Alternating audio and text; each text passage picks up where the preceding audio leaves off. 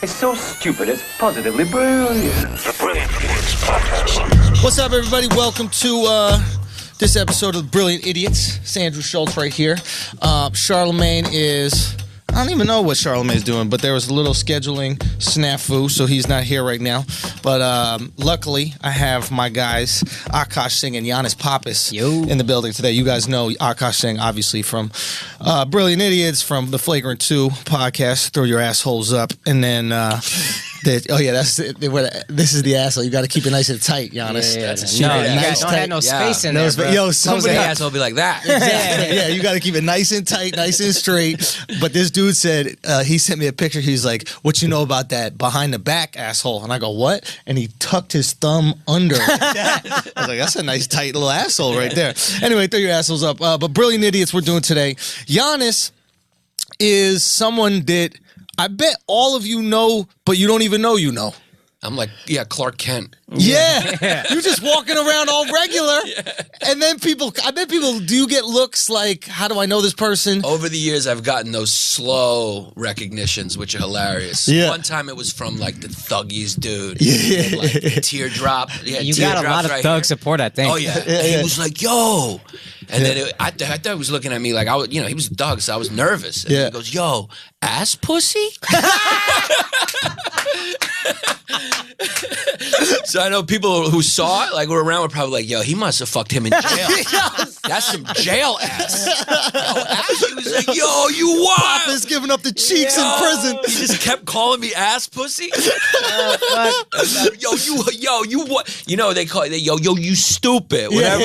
A lot of wows and stupid. Yo, wow. Yeah, Yo, you stupid. High praise. So what Yannis is referring to right now is a character that might have single-handedly spearheaded the trans movement. And it is, I think, you were the real Caitlyn. Yeah. Real you know talk. what I mean? You were Caitlyn before Caitlyn. Marisa was making people feel wepa way before. That's right, Wepa. So Marisa, and her last name is Rodriguez, right? And Marisa, you would do this character called Marisa, and you put it out on YouTube, Facebook. You know, I think you put Instagram stuff up as well, but maybe it wasn't as popping at that time. At the time, it was YouTube. I remember the day you put YouTube. it out, Andrew messaged me and he was like, bruh, Yannis just put out the funniest fucking sketch I've ever seen. This is like 5-6 years ago. Yeah. And I watched it and I was 11. dying. I would message him every, I feel a few weeks. Yeah. And I'd be like, yo, that shit is hilarious. Yeah. Yo. I just out of nowhere. I don't even talk to Yannis that much. But every few weeks, I just be like, yo, I'm walking down the street. I saw these, remember that call. Yeah. There were these Chinese kids walking down the street. Oh, that's right. We got to do a pre-roll. We got to pay bills. My bad, but we going to get it. But there were these Chinese kids. They were just going, that's it. Oh, I heard that's it. I need a white N-word from Westchester. If you live in New York, you probably already seen it, but you have to look up Mauricia. I think if you live anywhere, it's funny, but especially if you live anywhere in the tri-state, Mauricia. Just look up the sketch. Holy fuck, it's funny. Yeah, so it's really fucking brilliant, and we'll go more into like the characters you develop, etc. But I just want to make sure we pay some bills up in this bitch. Yeah. Today's podcast is brought to you by Adult Swim's new sci-fi comedy Hot Streets. We were talking all about Hot Streets last week, but I'm going to remind you, okay? It's from the creator Brian Weissall and the teams behind Robot Chicken and Rick and Morty. I know you guys fuck with those cartoons. Watch the amazing characters and a never-ending sense of what the hell is going on here at Hot Streets, okay? So watch Hot Streets every Sunday at midnight on Adult Swim. There's also clips that you can get on YouTube and Adult Swim's website where you can check out the show. So make sure you check it out. It's Hot Streets. Okay, back to this. So that's how we know y'all crossing over, man. You're getting Adult Swim advertisements. Baby, we're getting TV ads on the podcast. Bruh, not just TV ads, but Charlemagne doing Adult Swim ads. I never saw that union. All right, well, we'll make it happen. Good for y'all. Anyway, so this Marisa that you guys know, some of you might have known another character that was pretty popular, Panos, a little bit maybe more niche. It's the Greeks. It's the Greek. Greeks and financial people. They love it. John Stamos loves it, right? Yeah, well, all the Greeks know it. I mean, all the Greeks know it. All the Greeks in Hollywood, like Rita Wilson, Tom Hanks' wife, Nia Vardalos from my Big Fat Greek Wedding. They all reached out about it, like, over the years and stuff. Yeah, but the big video that I did with him was the Greek financial crisis, and so a lot of financial dudes just loved it and were passing it around. And I made a lot of money doing their private parties. Really? Oh yeah. Okay, so one thing I mean, there's so many things I want to get into. You know obviously, those gigs where they're just like, just do it. Yeah. They don't know anything about how God, it works. it's Like, awful. we're going to be like in a room. Yeah. We're having like a 40th birthday. it's a quinceañera. They have these huge tables. Nobody's sitting close to each other at all, right? They're like 15 feet They're away from each other. talking, playing music. They have to yell 15 feet to talk about the joke that you just did. It's the worst possible environment. You have a cordless mic. There's no speakers. Sometimes not even a mic. They're just talking. Like, yeah, we just want you there. You know what's weird Is is it shocking how little people know about stand-up? It's amazing. I feel like it's the most. Did we discuss this? It's No. the most known thing that people have no fucking clue how it works. It's almost like nickel defense in football. You know what I mean? Like everybody's like, oh, they're playing nickel, right? Because we chose to play on Madden. And I was like, yeah, that's nickel. And then someone's like, okay, well, where do the players go for nickel? You're like, I'll be honest, I have no fucking clue who's even on the nickel. I don't even know what's going on with this play at all. And that stand up, like people will to this day go to comedy shows, heckle and think they're helping. Yeah. They'll tell you to go on stage, and they don't even understand that people have to be seated close and together. Yeah. Like they're the most. They're so ignorant about something. no matter what's going on, someone will. Sometimes people say it's actually. I don't want to say. I don't want to give you the cheap. It's the greatest heckle ever. If you want to be a heckler, but sometimes they really think they're helping when there's a lot of shit going on. They go, just do your jokes. I can't just do my jokes. Yeah. All right, this fucking thing is happening right now. Yeah. I cannot just do my jokes. You fucking idiot. Yep. I love how just regular civilians call it skits. Oh yeah, put that in your skit. They know like 2 or 3 comedians that they've seen a lot through ads and public relations, like Amy Schumer, Louis C.K. Yeah. The rest of us are just doing skits. Yeah. We're just like, When you do your is it skit. going to come out that Amy raped? She's the last one, right? It's like, what the fuck? You telling me Amy didn't try to finger some dude at all? No Nothing dude is weird gonna come happened? forward with a Me Too. That's true. You can't get Me Too'd by a woman. Amy probably got some It's like that dudes. Chappelle joke where he said 3 men got raped, so that means thousands got raped. You see that bit? Yeah. There's a serial rapist out there. Yeah. 3 men, for anybody who hasn't heard it, his joke was out there. We're not giving away new material, but he goes, there was a serial rapist in Texas, and 7 men have come forward saying that he raped them. So he must have raped thousands. Because if you get raped by a dude, you gotta just walk that shit off. Like, all right, you got me, dog. You got me. Would you tell? No. Yo. Just live with it. Yeah. Isn't that crazy? Yeah. Just live with it. Would you tell a homie? No. I would just deal with Never. the I would occasion. never. I would tell the world before I told my homie. That's true. That's Yeah, yeah. embarrassing. Tell your You gotta homie. tell Anderson Coop Yo, before you tell your him. boy. Andrew and I we were running these jokes back and forth about male rape once, and Andrew said the funniest shit. He goes, boy, here we go. He goes, if a dude rapes you, you basically just lost a fight. Yo, that's for real. I do believe that. I know, no, if he rapes you without a weapon or nothing, because, and I've thought a lot about this, it's so hard real. to butt fuck. Like, I've put my dick in girls' butts, and it is tricky. Like, it requires mad saliva or like lubrication and shit like that. So it's like, They make it look easy in the movie. yeah, they do. They do, right? It just slides right in. It's like, what does this girl do? She must have just farted or something like that, you know? But when you do it in real life, it's very difficult. So I feel like if you clench, I feel like you could front like you're letting him butt fuck you, but just clench. Yeah. And he's like, you're clenching. You're like, no, I'm not. This is just how my butt is tight. I think a way to make a more peaceful world is if that became a law. Like if you get into a fight and you lose, You gotta get butt legally fucked. the guy. Oh, I ain't The fighting winner got a nobody, butt fuck. man. Me and you got into an argument. Just the thought that I might get butt fucked, I'd be like, yo, let's work this out. The with thought words. that I might have to butt fuck you. The next State of the Union address, Trump's like, forget MS-13. These gays are fighting everybody. They're taking jujitsu. We gotta watch out for them. Real talk. That'd be dangerous. A big ass gay in that situation. Oof. Just Trying take to your start booty. A lot of fights, yeah. Yo. Because he knew what the reward is. That reward is sweet man Yeah. butt. Yeah. The best type of butt Oh yeah. Yeah. That's their most coveted. is sweet straight man butt, They always try. right? Because they want to be the Columbus. Yeah. They do. They're not different than anybody though. Women want the guys they can't have. Guys like the girls that put up a challenge. Gay dudes like straight guys because that's the biggest challenge. Now it's not the climate to talk about guys wanting women to put up a challenge. Yeah. Okay, we want Put up a consent. challenge so you can respect it and walk away is what I'm saying. You know what I mean? Be out. So what's the deal now? Do women have to make the first move? Is that going to be the new culture? I'm you so think? happy I'm in a relationship. Yeah, it's I don't Bumble. worry about this shit. Yeah, Bumble is hit the word. I'm like almost exhausted talking about the fucking the Me Too shit. Yeah, it's weird. I'm surprised Trump didn't bring it up at all in the State of the Union. Did you watch State of the Union? I know I was talking to you. So you didn't watch it. No, I watched clips though. You did watch clips. Yeah. You got the highlights. I feel like I know. I feel like with Trump, you don't have to watch. Does anybody ever say anything in a State of the Union? They just talk about the dope shit they did and the dope shit they're gonna do that they're probably not gonna do. Bro, every State of the Union is the same, no matter who delivers it. It feels like I imagine for Republicans, it feels like the Black Panther trailer for Black people. Yeah.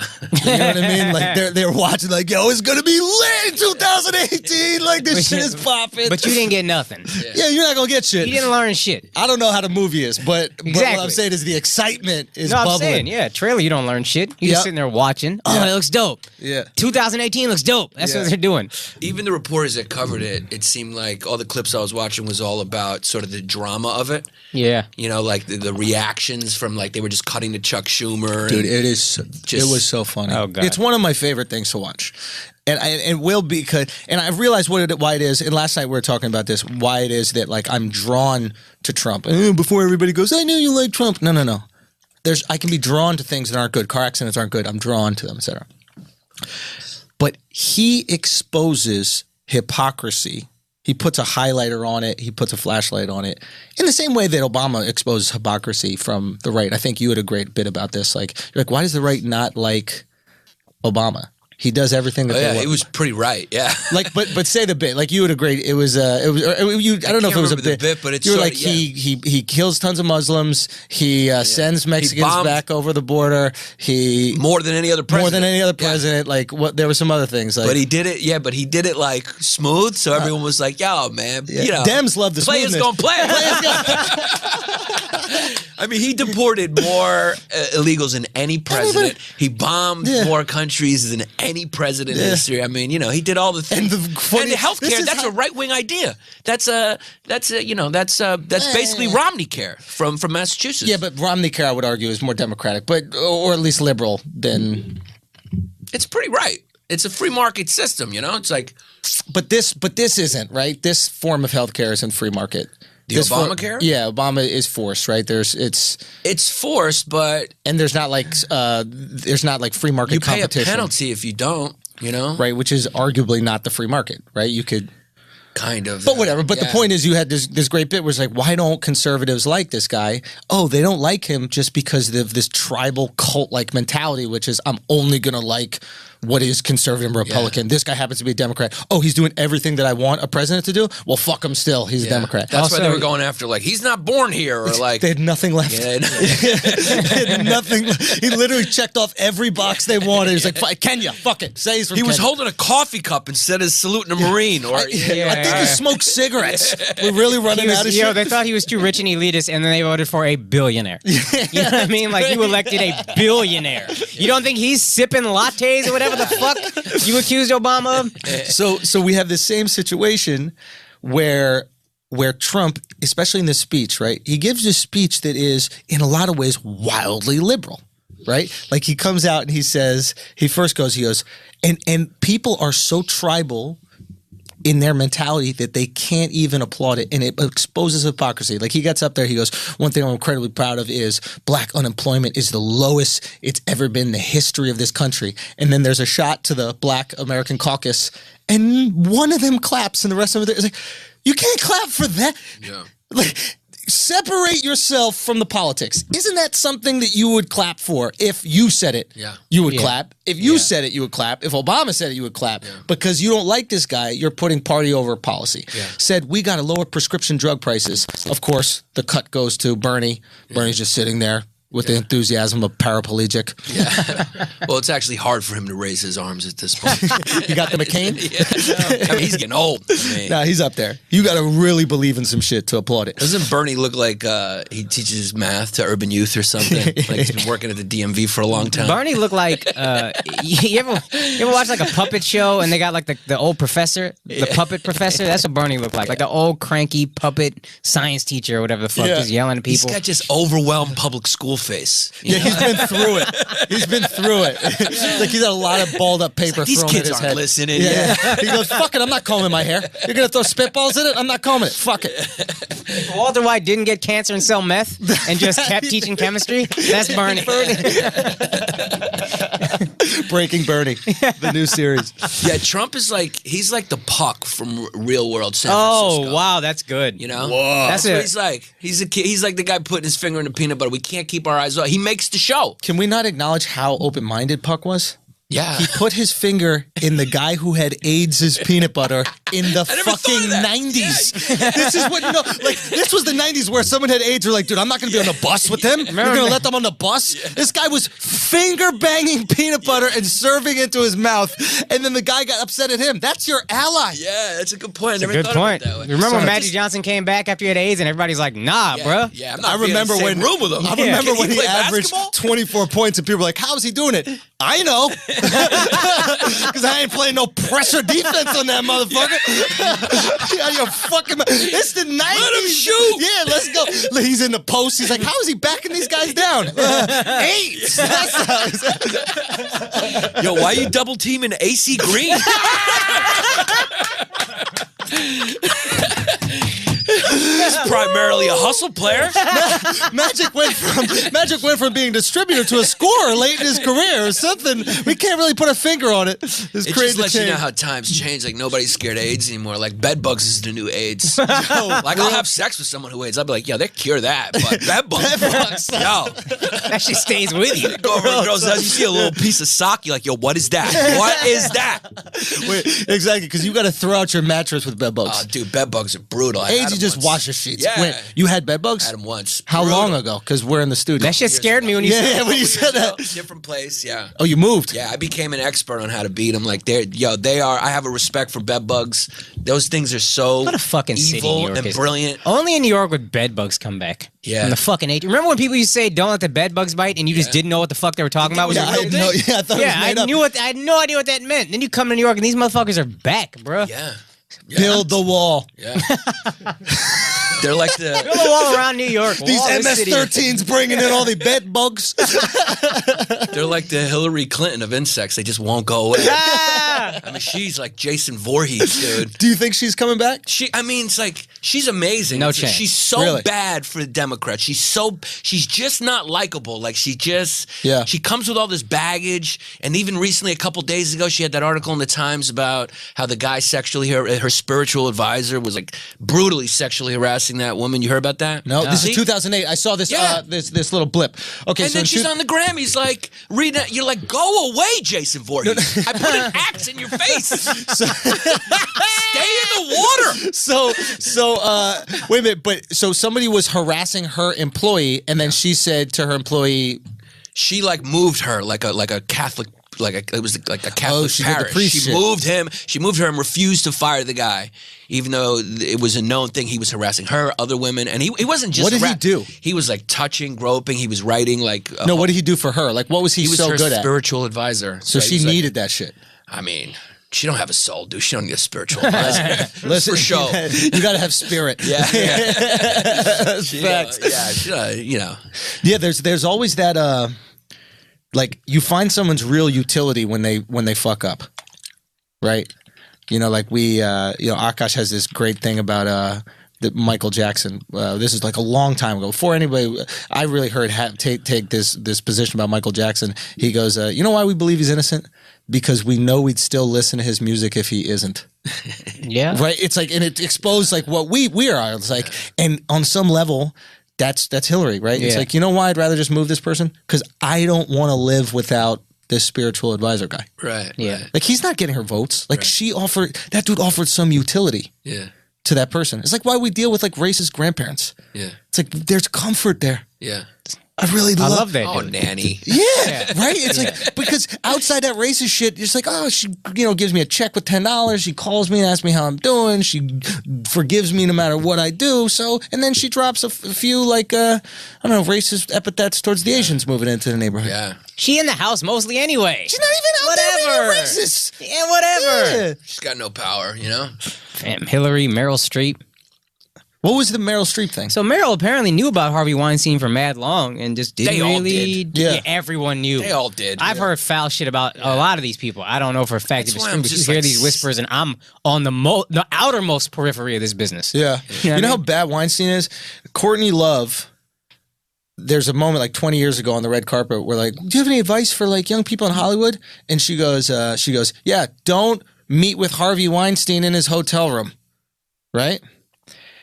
She thought Harvey Weinstein was awful, and Courtney Love probably killed her husband. Yeah. You know what I mean? Like, you know how bad you gotta be for like a wife who murders her husband to be like, no, that guy's an asshole. That guy's a real jerk. Yeah. That's why I'm so sick of Hollywood, just kind of like with this hate moral it. high ground. Fucking like, hate it. Hey, come on, man. It's I've been wanting to do this. I've been trying to work on this, and maybe now's the right time because audiences would always get so uncomfortable because they love their actors. Yeah. First of all, you're all phony as fuck for a living, so why would I believe anything you say in real life? Second of all, you all act like you got solutions to the world. You're a fucking drama major.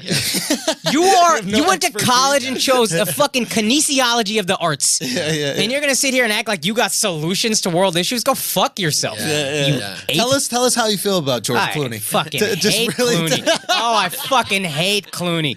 No, fuck him right in his handsome face. Fuck this dude. I don't give a fuck about Clooney. I don't give a fuck about any of these people. Goddamn, act like kings and then pretend to care about poor people. You are Donald Trump. Yeah.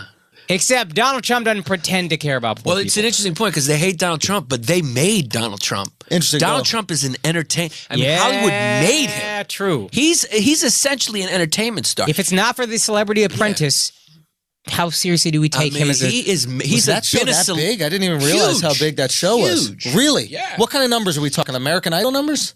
It was on for what, 11? Yeah, it was 11 you're fired. Yeah. You remember how big a deal that Of course, was? you're That was fired. I just never watched it. But you got to have a I've never big watched show to have a fucking catchline Catchphrase. nationally catch on like that. Okay, so these and people the media, created- CNN and all, as soon as he was a joke candidate, and they just kept covering every ridiculous thing he said. Right. And then Hollywood kept getting outraged and kept putting it out there, and then it reached the people it needed to reach. Yeah. I mean, he's always been a celebrity. I mean, even his business is pretty much similar to an athlete. He licenses his name, you know. He doesn't, Right.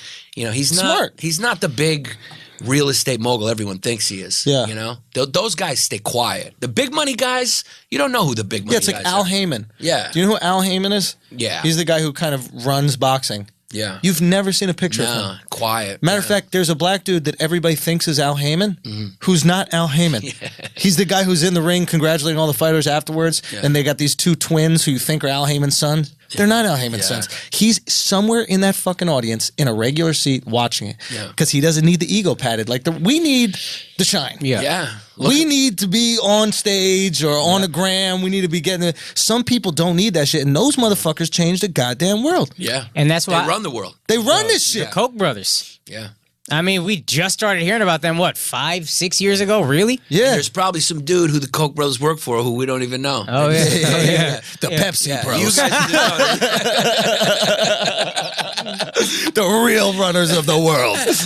Yo, before the internet, I remember saying there's like 5 companies that run everything. Viacom was one of them. Now, obviously, but like, you don't know all these companies run fucking everything. Yeah. It's a few major Is that corporations. that bad?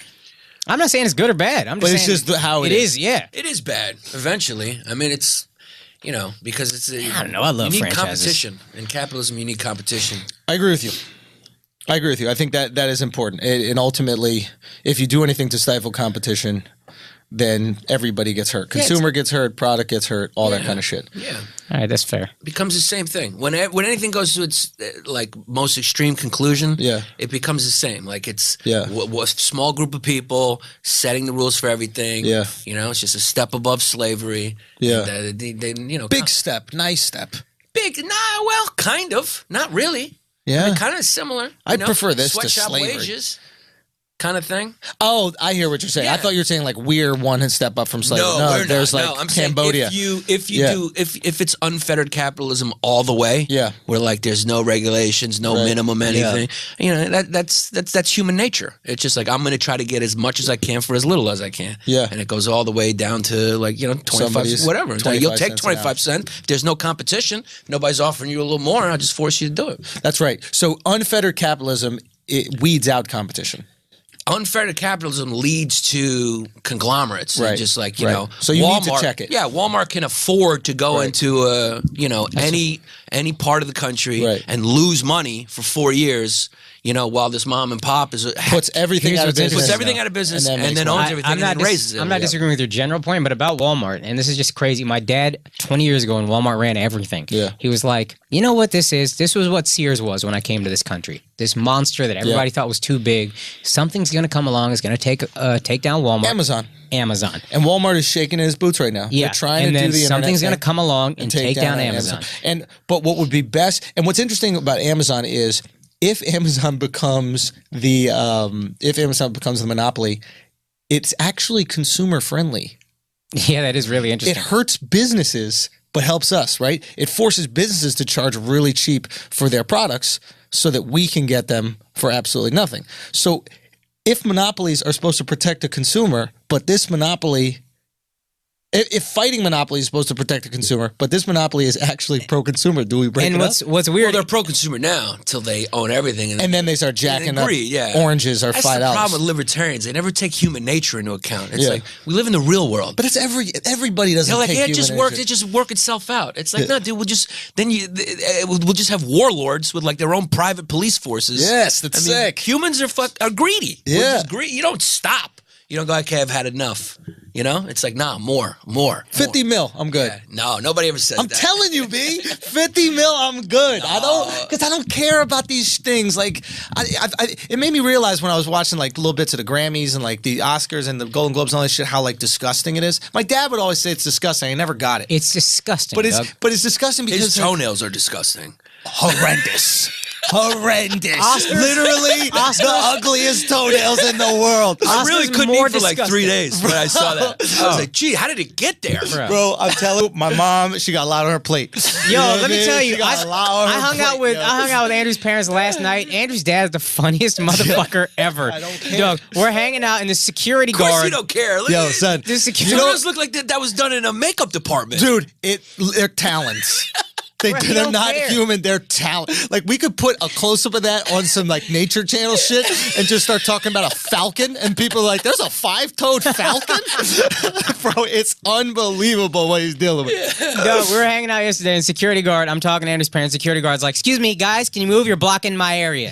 And then Andrew's dad just starts chuckling, like remember when Lady Gaga bumped Leo at the Oscars or whatever, and he just starts like snickering. He goes, "All right, we're blocking her view. We gotta go." I was just like, yo, this dude is 75. Don't give a fuck. He don't care. He's losing his memory. He's got MCI, which is mild cognitive impairment. So it's like, he doesn't really remember a lot of short term stuff. But he's like handling it so well. Yeah. Like I think in a weird way, it's like kind of freed him. Yeah. Because he was one of these guys. He was be depressed a lot and think about stuff. So now he doesn't have to carry the weight of anything. And dude, he is just the fucking most hilarious character. He does this thing that's so funny that only old men can do. He'll talk to like a young, like a waitress or something like that, and he has this one talking point he always goes into, but how much do you pay in rent? Right? And she'll go, well, it's about like $1,500. You go, what? When I moved to this city, I paid $600 to have my own place. He goes, it's a travesty what you have to do. And then when he does this, he takes his finger and just taps the bottom of her chin. And this has never not worked. It's never made her feel uncomfortable. They just kind of laugh and like move along about it. He's just so, I don't know. Why don't you try it out? Yeah, Maybe right. there's something to it. No, Get out of here. I'll tell you how he too. knows. I'll tell you how he knows what he's doing though. He said this. He said the same thing to me yesterday. No tap on the chin. Exact same. Well, yeah, it's a travesty. And You're then he a just kept man. his hands to himself. You know what I mean? Yo, Black but- shells know what he's doing. It is interesting about old people, though, how they lose that filter. It's like people forget all the time that Donald Trump, he's the oldest president. That's he's a great 71 point. years That's a old. great point, yeah. That's why he says That's a crazy great shit. fucking point. great. Yeah. You know what I mean? That's a great point. Because when you're that old, it's basically a going out of business sale out of your mouth. You know? You're like, I can't take all these crazy thoughts to the grave. I'm leaving soon. Dog. That's a Here bar. you go. You take that. That's Chinese a invented fucking- global. He don't care. He don't care. Yo, he's just a grandpa. Yeah, he's no different than any other grandpa. if you- He's 71. Anyone who spent any time with an old person, he's no different. He was in traffic on the way to the meeting or the press conference. There happened to be a Muslim dude in the car in front of him, so he got there. He's like, ban them all. Okay, just ban them all. It's sad that it takes this long to get there. Ban them. don't care. He doesn't care Oh what fuck, happens. that's such a He's bar, on his way dog. out. Yeah, that's why they're so unfiltered, because they don't care anymore. It's like, this is it. You take this. I'm gone. Because we are preparing for like 80, 90, 100 years. Yes. In our mind, we're like, I got to ride this out. The things I say could hurt my earning potential and all this kind of shit. Yeah. They don't give a fuck. Don't give a fuck. Don't give a fuck. That's why I That want is- 50 mil. Because Yeah. I think 50 mil, I'll speak just like a grandpa. Yeah. I like how you figured it out. 50 mil. Because 10 mil, I could fuck up. Yeah. 50 mil, you could live off the interest. Lovely. Yeah. 10 mil, you could live off the interest. Like, who But the not fuck are lovely, you? not lovely, and you can Not fuck lovely something like he up. wants to I want to live He nice, wants bro. A lot of sneakers. Lots of sneakers. Sneakers. Not a little lot. House in Westchester. Give me 10 mil, dog. Give me 10 million, I'm good. I'm trying to go to Westchester. That shit was so funny, son. You know what I love about the characters, and I want to bring up a clip. This is one of the things This that isn't rude. I just got to pay the meter. I'm Yeah, going to do do it, the yeah. Oh, you got to run out. No, No. do it I'm on the just gonna phone do it these on the days. phone. You could do it on the phone. Oh yeah. About fucking time, man. Yeah. We had an iPhone since 2008. New York just got it, and we're all like, God damn, how innovative. I was in D.C. 5 years ago they had this. Yo, son, it's one of the most humbling things about going to Europe, like when they actually have better shit. Oh, dog. I hate it because you know they love to go on their high horse Oh, about yeah. stuff. But it's like they got one thing when I think I was in, I forget, it was Sweden or maybe it was London. I forget what it was, but like they got this thing where Trains that work. it's about the train exactly. So what they do is it's like what happens in the airports. They have the trains on the door itself, and then they have these other doors, Yeah. right? So there's no jumping into tracks. Yep. Like they've eliminated the fear of getting pushed into the Jubilee tracks. line in England got that shit. Okay, exactly. And it's like, how did we not just put some screen up so motherfuckers don't get pushed in the tracks? London's subway is amazing. You know what I think New York needs to do? They got to shut down the subway at 12 to 5 and do whatever fucking maintenance you need to do. Save money, whatever. I think that would help. Nah, come on, bro. Nah, Come on, bro. listen, it would hurt me as a comedian. How am I supposed to go to Exit? Bro, you don't. Yeah, that's a throwback, Alex. Did you ever go to Exit? I used to work at Exit. Wait, is that where you Club got shot? Exit? No, I got shot at Envy. Where'd you get shot? In the body? Right here in the inner That's thigh. mad close Yeah. to the dick. Real close to the dick. That you almost became Marisa. The first detective that was just yeah, I was Son, you almost were official into it, yeah. Rodriguez right here. I'm just Damn, going bitch. to be her now. Might as well just change the rest if this is gone. Get yourself a Comedy Central hour. I would be if I was really Maurice, I'd be huge. Yo, okay. So one thing I love with these characters that you do is you're able to put the medicine in the candy. We talk about that a lot on the podcast, right? You're able to talk about shit that's kind of real, and some people have no fucking clue that you're talking about it because it's through the character and it's funny, it's cartoonish. You also get away with like opinions that you might be called, I don't want to use the word bigoted, but like as a white male having these opinions as a white guy, you get way more criticism than if you do it through this trans female character, you do it through this like old Greek guy, because of course old Greek guys are going to be racist. Of course old Greek guys are going to be sexist or whatever. So you put the medicine in the candy brilliantly. Is there ever a part of you that resents that? That it's easier to deliver this through these characters and not you? I would do, that's what characters are for anyway. So I would do that in any era because I just try to think like those people would think, Yeah. But yeah, I mean, as comedians, it's wild. You can't say anything. So now comedy's supposed to be right. Before funny, you got to be right. And when was being funny ever right? Never. I was always the class clown, and it wasn't because I was right. It was because I was saying the wrong thing. The wrong thing is funny. You're going for funny. You're not giving a fucking speech. The teacher's doing roll. They go, Andrew Schultz, fuck you. Yes. That was funny. He didn't say his name. He said, To fuck that you. point, these cucks love The Office. Michael Scott is a racist idiot, has no social cues, no idea how to talk to women, offensive constantly. That's what's funny. If you go watch The Office, and I was never a fan of The Office, but like my buddies will send me little clips, never could work now. Mm-hmm. There's a point where Michael Scott is the Steve Carell character. Yeah. Where I think somebody goes, they're talking about Mexicans. They're like, I think he was Mexican. And I think Michael Scott goes, do we have could you use a word a little bit less insensitive? Yeah. Like just saying Mexican is an offensive thing to say. Yeah. Never could you use that. Yeah. I think you can, because in these people's minds, if it's fictional, on TV, then it's okay. But if it's a stand-up, it's non-fiction all of a sudden. Yeah, why? I've always said this. Why do we have such high standards? Why can't we have the standards of a gangster rapper? Right? Like, that's all I want. I'm an entertainer. Well, what's happened is, like, you know, all the real jobs are overseas now. So everyone now in this is the most comfortable generation we've ever had. Yeah. So everyone wants to do exactly what they want to do. And nobody wants to work a job. So like a lot of people are like, I'm going to be a comedian. And it's all these fucking nerds from the front of the classroom who are like, I don't want to work. I want to do this job. So what they've done is bully this set of standards into the norm, where their comedy can flourish.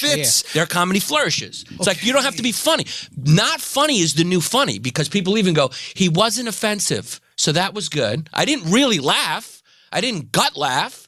But, you know, it was a nice speech about what's sensitive and right. I clapped a lot. I clapped a lot. That's what the State of the Union felt like. It felt like a Williamsburg bar show. It wasn't laughs, but it was constant applause, you know, and pander to what people want. But to what you're saying about these people setting the rules, like, about what you can say, and it's like, you don't even have any black friends. Exactly. You don't have Dog, any you Puerto moved Rican all friends. the black people out of your neighborhood. It's like, you refer to your black friends as black friends. Like, they're not your friends. Yeah. They fill a quota to you. Yeah, exactly. Okay, so we have this situation where they've created rules where their comedy can work, right? And where if you don't do it, it doesn't work. They get rid of all the talented people. They get rid of all the talented people. Bully them right out. Exactly. So, Hank Azaria can do a lot of voices. Bully him out. Bully him out. Yeah. The problem with Apu, gotta go. You know, the Scottish guy, we're fine with that. The dumb fucking Homer, everything. But you know, Apu, boom. That's right, the drunken Scottish guy. Not at all offensive. No, none of that. Right, that wouldn't be offensive, because that's a cultural thing. It's all right, yeah. That's how they talk, and that's what they do. They drink. Yeah. I love how nobody sees I'm that not as gonna bullying. badmouth- He's bullying Hank Azaria. I'm not going to badmouth the South know why? Asian entertainer, but I had no problem with Apu. I think Apu is a brilliant character, and he's actually making fun of a lot of middle American stereotypes. But I don't know how it's offensive. And I mean, you know, it's like, I don't know enough about The Simpsons to know, but it never shocked me as like... What's happened now is like this culture of victimhood where everyone has sort of... There's only two groups to me that can claim like institutional, categorical kind of discrimination in this country, and that's African Americans and Native Americans. Yeah. Okay. You know, like, there's a reason to be sensitive about blackface because it has a history. Right. There's something there, etc. Everyone else, you're just another fucking ethnic group that came here. You know what I mean? So I mean, you're just like South Asians are crushing it. We've had a very easy go of it. This is Hindu Americans in particular have had it incredibly easy. Incredibly easy in America. I mean, on average, they do better than white people. Oh, we're killing it. I mean, yeah, it's and Apu was a business owner. He was a business owner. It's ridiculous. And your parents or whoever came over when those flock Business came owners? over, like my parents, Greeks, Yeah. that's how they sounded. I mean, they had an accent. Yeah. You don't have an accent. My mother has an accent. Yeah. If somebody did a Greek character like I do Mr. Panos, that's my mother has that fucking accent. Yeah, it's weird. Why are certain accents acceptable and certain seem racist? Like, I remember when I was younger in comedy, an Asian accent was completely okay. And now, do you do dip? It's a snooze. It's You sweet. snooze It's it? a Swedish version of. Okay. Yeah, you don't have to spit. All right, fair enough. Cuck dip. It's cuck dip. Cuck dip. It's cuck dip. Real talk. Swedish girls do that shit, dog. No jokes. I seen one in the club, bro, and I made out with her with that shit. My tongue touched it. Anyway. Yo, a real dipper from like the South would call this shit bruh. cuck Oh, dip. yeah. Total cuck Bro, dip. I went to bro. school in the South. You had Liberal your... cuck dip, bro. That's what that is. That's like the culture. First of all, it's from Sweden. Get your shit made in America. Bruh, that's some cuck shit. No matter how sick it makes you, they could treat it for free. Fuck out of here, dog. That's not real. Okay, so back to chopping up comedy, because I always questioned comedians who broke comedy up into different, not necessarily styles, but like. In my opinion, yes, there are tons of different styles. There's, you can tell stories, you can be self-deprecating, you can be more political. There's different schools, etc. But funny's funny, and you're not funny for a style.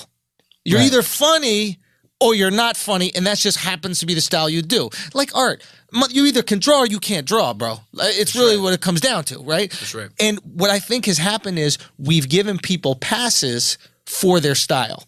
Oh, he's clean and he's right, so I'm going to pretend to laugh at this shit that is not good art and not funny. Mm-hmm. And Akaash brought up a good point about a sit-down comedy. right? And it was one of these things like, I was wondering who started this. I was like, did Jon Stewart ruin this? And I love Stewart. No, sit down meaning at a desk. Oh. Yeah. Oh. Did he change the zeitgeist for comedy?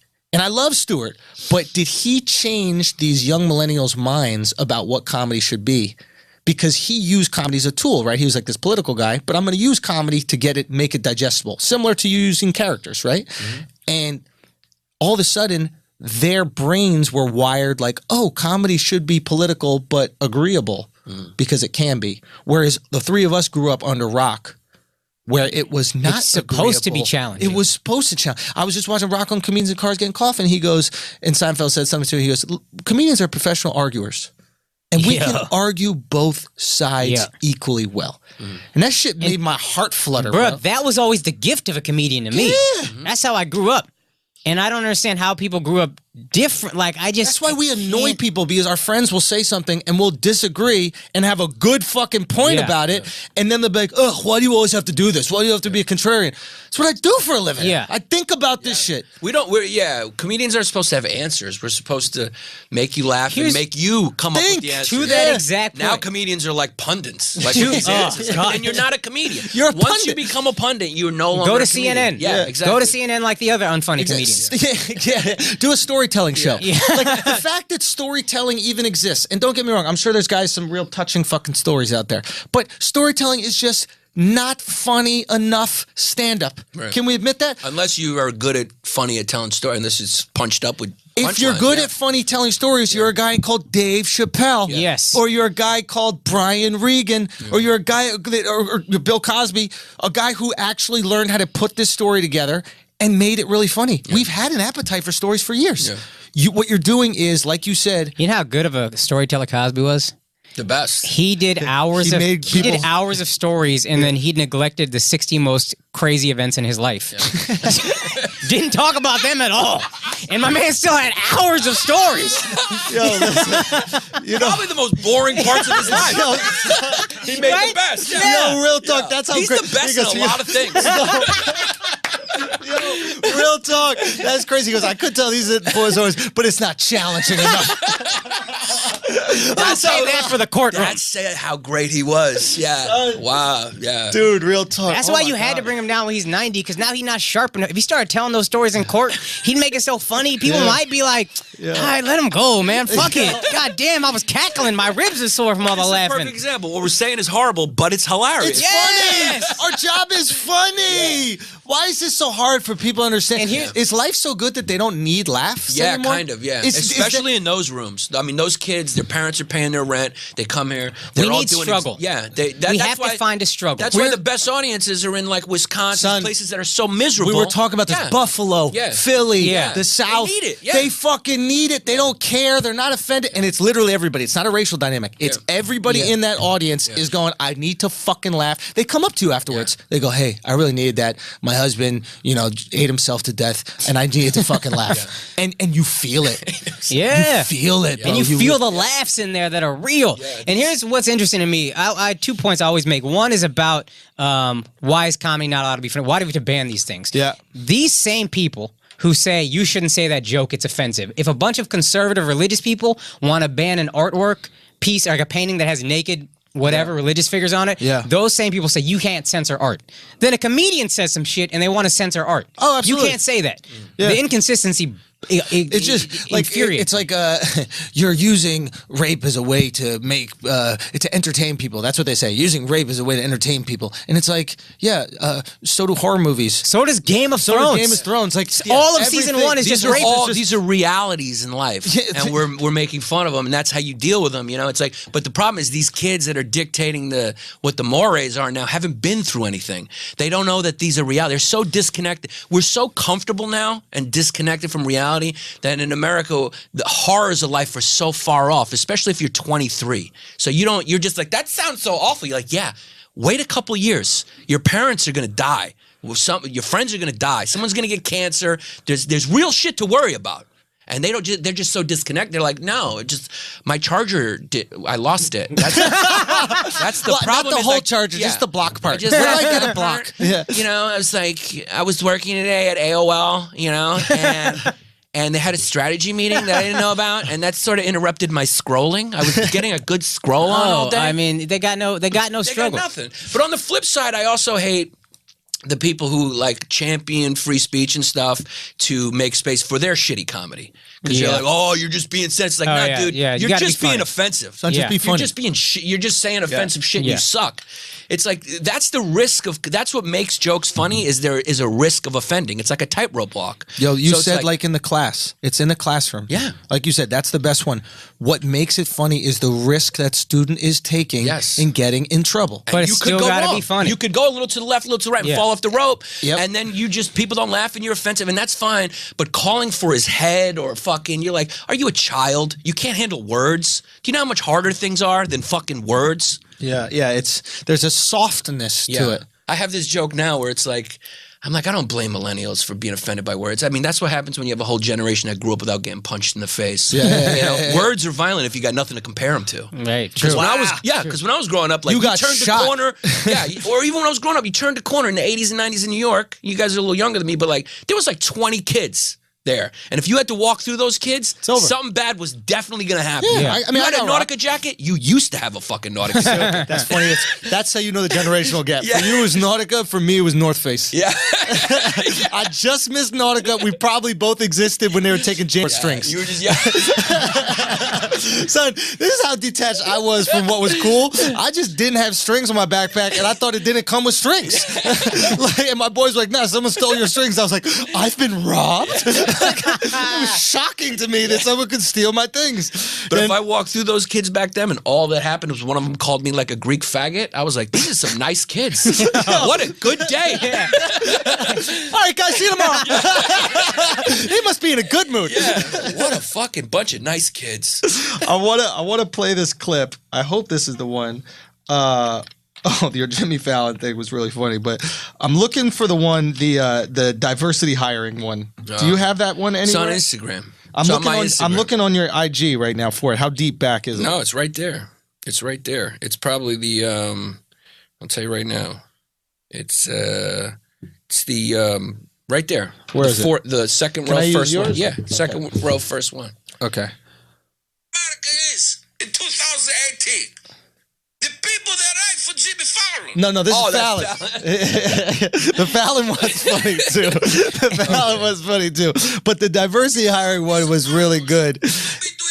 It's where is it? I don't know where it is. I was sending it to somebody. I sent it. Did I send it to you, Chris? Yeah. But we need more lesbian pilots. okay, yeah. Because a pilot is a real job. How come they don't say we need more diversity in the doctors? Too many Chinese doctors. How come they don't say this? Too many Jewish doctors.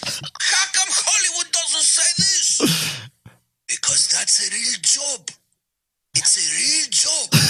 So when you have a real job, you have to make sure that the person is smart. He's a genius. And what don't you care about when you're going to see somebody who you need to help you? You don't give a shit what his face looks like. You want to know if he can fix the rash you have. If you have a heart problem, you want to make sure this person knows how to do surgery and fix the heart like a human mechanic. You're not going, wait, stop before we do the surgery. Before we do the surgery, are you a lesbian? Son, I saw that shit and I was crying. And so two things are important to acknowledge. First, it's funny. Yeah. First, it's funny. First and foremost, it's funny. Yeah. But that's what's most important, right? Because we're talking about comedy. Yeah. But second, it brings up an interesting point. We do only care about diversity when it's not a real job. Yeah. Comedy is not a real job. Yeah. Acting's not a real job. Yeah. Anybody can do it because you don't really need to be that good. I mean, Weinstein made a career casting women off of dick sucks, right? So clearly acting isn't that, merit worthy. Yeah. But like you said, when it comes to getting surgery. Yeah. It's not a game, baby. It's not a game. Or you get into a plane. You're like, I don't give a fuck. As long as he knows how to fly this plane, son. I don't care. Didn't Patrice have a joke where he said, like, if you see a black pilot, you'd be like, is this motherfucker about to drive the plane to where the real pilot is at? Son, I'm not gonna lie. When I went skydiving, right, they were gonna put me on this little 5'3" woman. Yeah. Son, I had to times up it. I said, times up. I can't do this shit. I'm not with her. You know what I mean? I wanted Trump on the way down. Bro, she's 5'3". If we jump out the plane and I headbutt this bitch, we're dead. If I headbutt a dude, I feel like he could take that shit. You know what I mean? If I bust her in her nose, she starts crying. I don't even know what the hell's going on. Maybe I weigh too much on her and there's some ex-boyfriend that treated her. I don't know what's going on. Yeah. But when my life was on the line, Yeah. I cared about my survival. Yeah. My true sexism kicked in. Yeah. And they set me up with a dude and we live. Yeah. And that's the moral of the story. It's when you care about your life, you don't got time for thinking about like diversity. You know what? Adrian Iapolucci? Yeah. She got that great joke where What'd she she say? calls the cops and 2 women cops show up. She's like, I could have just done this myself. She said, great, now all 3 of us are going to get killed. Oh, shit. When it comes to diversity in Hollywood, like, I truly feel like I kind of agree with libertarian, their philosophy, and that's like the marketplace works that out. It's like if there's a marketplace, That's exactly if, how like I you feel. show that like South Asian movies make a lot of money. Yup. Then South Asians will get roles. If you show black movies make a lot of money, then black, it's all marketplace there. Support your own. I think it's really important that black people are trying to support black movies. For sure. Slumdog winning so many Oscars and making so much Open money the was doors huge for us. Indians, yeah. That's how it works. And to me, it's annoying because all these people were saying, I just want my skill to speak for itself. I want this to be a meritocracy. Now that things are working out for us and not working out for straight white dudes, they're not like, oh, if a straight white dude is good, he should still make it. They're like, oh, poor babies, are you not getting your way from us? And I'm like, fam, keep that same energy. Yep. I want the best to make it. That's it. I want to know I'm the best so I compete with the best. Yeah. That's how we go. Yeah, because that's how you have pride in what you've done. Yes. I think one of the annoying things Again, that's the hijacking of sort of like the black experience. Because I agree with the affirmative action because that was institutional discrimination. Yeah. And they deserve that. That's what that is. More but everyone importantly- else, it's like you're just another like Greeks. It's like people look at me like you're a white guy. It's like, dude, my people were enslaved for 400 years by the Ottoman Empire. Yeah. My grandfather came here and fucking Long bootlegged. time ago, though. That's a No, long it wasn't that long ago. It was the turn of the century. Ottoman of furniture now. No, it wasn't. that shit like a half couch ain't now. even empire anymore, dog. It's like a couch coffee table thing now. The Mason-Dixon line ain't a piece of shit in your living room. You know what I mean? The Mason-Dixon line don't go with your sofa. Turn of the 20th century. Yo, put your glass on the Mason-Dixon over there, man. Let's watch this TV. That was the turn of the last century. That was not a long time ago. Chris had enough. His liberal bias is taking him out of the room. But it's like, yeah, we're just ethnic groups. Like the Irish were treated like shit when they got Yeah. here. The Italians, the real white Everybody, people. yeah. That's why it's stupid to lump all white people together. Yeah. Because the real fucking people who run this country are wasps. Yeah. Yeah. And I didn't even know what a wasp was till I neither. went to college. I was what like, people don't oh, understand they look about at us city like we're kids. dirt. Yes. They look at us like we're dirt. And we look at them like they're pussies. Yeah. They would come to the city on the weekends with their short lobster shorts, right? And we would make fun of them. We would tease them. Little did we know they thought we were dirt. Trash. Garbage people. Yeah. They look at me like a cockroach. Really? Like a Greek ethnic trash. They And look run at the you world. like you from Jersey. Yeah. Yeah. Even worse. And if you look at it, there's only been like 1, 2 now. Like all the presidents have been wasps besides JFK was the JFK first was one. Catholic. That got him killed in large part. They hated him. And he fucked everyone's wife. But he did. And then Yeah, and no, for Barack sure. was the Fucking only, Catholics. Yeah. Hey, if you Catholic, at least you fucking wives and not, that other They thing. fucking. Someone The get repression almost makes it worth it. Like you ever have sex with like a Catholic school girl? Oh, they go in. Yeah, it's like it's almost worth it, that repression, just for how freaky it makes you. Yeah. That's where squirting comes from. The priest packed that shit in there, and then you bust that levy. It's like all the bad shit Christians did, the Inquisitions, conquista, the conqueror. It's almost worth it for the magic of Christmas, you know? Christmas is so great. Jingle Bells is a great song, guys. I have Listen, a lot of people died. Okay, they did. But dashing through the snow, you know what I mean? One horse open sleigh, guys. Bro, I have a bit about this. I've talked to you about it. We're just gonna get offended by everything. Thanksgiving is my favorite day of the year. Football, family, food. Yeah. I'm literally celebrating a day white people killed an entire race of people that they thought was me. They wanted you guys done. And I'm not gonna give it up. I'm not Whatever gonna happened, lie, happened. Thanksgiving would have been way more delicious if it was Indian. Bro, that shit would be, it'd be Fuck litty. a turkey. It'd be litty. Give me some goat. No, we got turkey. We'll just season it properly. Exactly. Get some dry-ass shit flavor in y'all that serving bitch. us. Yeah, Not this yeah. jelly cranberry. Yeah, Give me fuck some outta here. turmeric. Yeah. Some cardamom. There you go. I think it is time, though, to make history right, though, a little bit. I do agree with the liberals on that. Okay. It's like, fuck Columbus. Like, fuck, I'm sorry, Italians, fuck Columbus. Is he even He Italian? didn't discover shit. Everybody claims him. Fuck you. Yeah, and he murdered a bunch of people. Yeah. We shouldn't have a fucking statue to people like that. Like Robert E. Lee. I don't care. Take those fucking statues down. I don't think care. they're different. Fucking loser. I Like think they're you had different. the great video on that. Yeah. There'd be no fucking KD statue in OKC. Exactly. You know what I mean? Yeah. It's like, fuck Robert E. Lee. Yeah, fuck Robert E. Lee. I think that Columbus and Robert E. Lee are a little bit different in that, like, Robert E. Lee celebrates only the fight to maintain slavery. Fuck Robert E. Lee. Right. Fuck him. No, fuck him, right? Because that's the only thing that he's known for. Yeah. Right? Whereas Columbus, you could make the argument that there's a statue here because of the bravery that it took to go across the ocean and try to, find a new land. You could make the argument. Vikings had I don't more want bravery, either dude. statue Son, taken down. this is the thing that I don't understand about how Viking culture has become so cute. Right? Like, motherfuckers where Vikings are known, and we all know this, for rape. Yeah. And we're not talking about rape and then leave you with your family. I'm going to rape you, and then you coming back. Yeah. You know what I mean? You coming Yeah. with us to the north, right? And pillaging. That's all it is, rape and pillage. Motherfuckers got Viking hats, right? They got the hats. They're doing. Every Minnesota person was doing a clap, right? In inside Philly, they're doing a Let me They're tell doing you a rape something. clap. Yeah. This Let is me what tell you something. when Vikings were showing up on Italian shores, they would start doing this shit, and the girls would go, "Is that the rape clap? Oh my God, did they come and do a rape? Is this the rape clap?" There, in no way in hell would we wear now Cosby sweaters Yeah. and be proud that it's. Oh yeah, I'm a Cosby sweater. Ugly as shit, too. Well, I mean, I don't know if they're any better looking than a Viking hat with the horns coming out. Oh, my point is, I'd rock a couple of them Cosby sweaters. he still rocks a Hillman hoodie.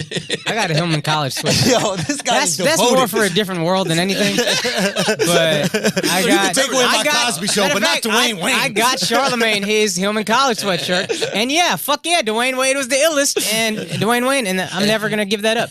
But I'm just saying, objectively, there's a couple Cosby sweaters that if you sold them today and like put a hot name brand behind me, you'd be like, oh, this shit is dope. Match him with the right kicks, you'd be all right. Yo, right? Good. Cosby with some sweaters with some There J's, we go. Some Bordeaux. some some grapes. You know what I mean? I still say fuck Columbus. He didn't really discover shit. I don't. Okay, fuck He him. extinguished a bunch of people. I mean, I mean, he's a isn't that what murderer. everybody who's discovered anything has done?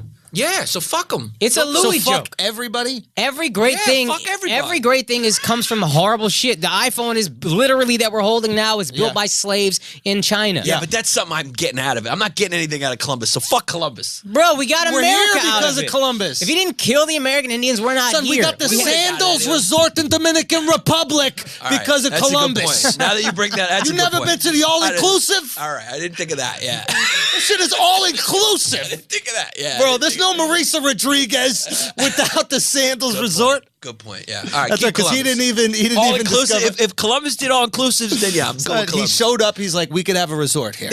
Okay, what I'm thinking is no tipping. Yeah. Okay, we bring this no tipping thing over from Italy that everybody's used to, and then we do all inclusive for 7 All right, straight I'm days. game with Columbus then. Listen, I don't. Pink sand beaches. I'm Fuck not- Italians then. all of them. Fuck them all. Yo, this is what people don't realize. Comedy used to be blanket statement and defend. Yeah. It's so funny. It's the best. Fuck Italian. When somebody says that, I want to go, okay, go. What do you got? Let's go. Okay, I'm with you. I'm on to it. Let's go. It's important. You got to give a comedian at least time to objectively be like, all right, let me see what you got to That's say. exactly. The more ridiculous the statement, the more my ears perked up. And You I know what remember Kaz, we did Brilliant Idiots, the first time I ever met Kaz, and I was like, oh, I fuck with this dude. You said something about how, like, pimps are actually important for prostitutes. You know what I mean? And Kaz is like, probably not, but continue. Yeah, and I was like, that's all we need. That ear. All right, continue. They maintain the price of pussy. That's what I was trying to say. When did that happen where people are going to go like, what that comedian said is wrong? It's like, yeah. That's what he does for a living. Yeah, that's where you go to hear wrong shit. Yeah, we're not you the go to Wall a Street comedy Journal. We're not fucking running for president. Why are we held to that standard? Yes, what I said was wrong. I don't even agree. I don't even know what I think. I'm trying to make you I laugh. have zero actual concrete beliefs. I just know whatever you say, I disagree.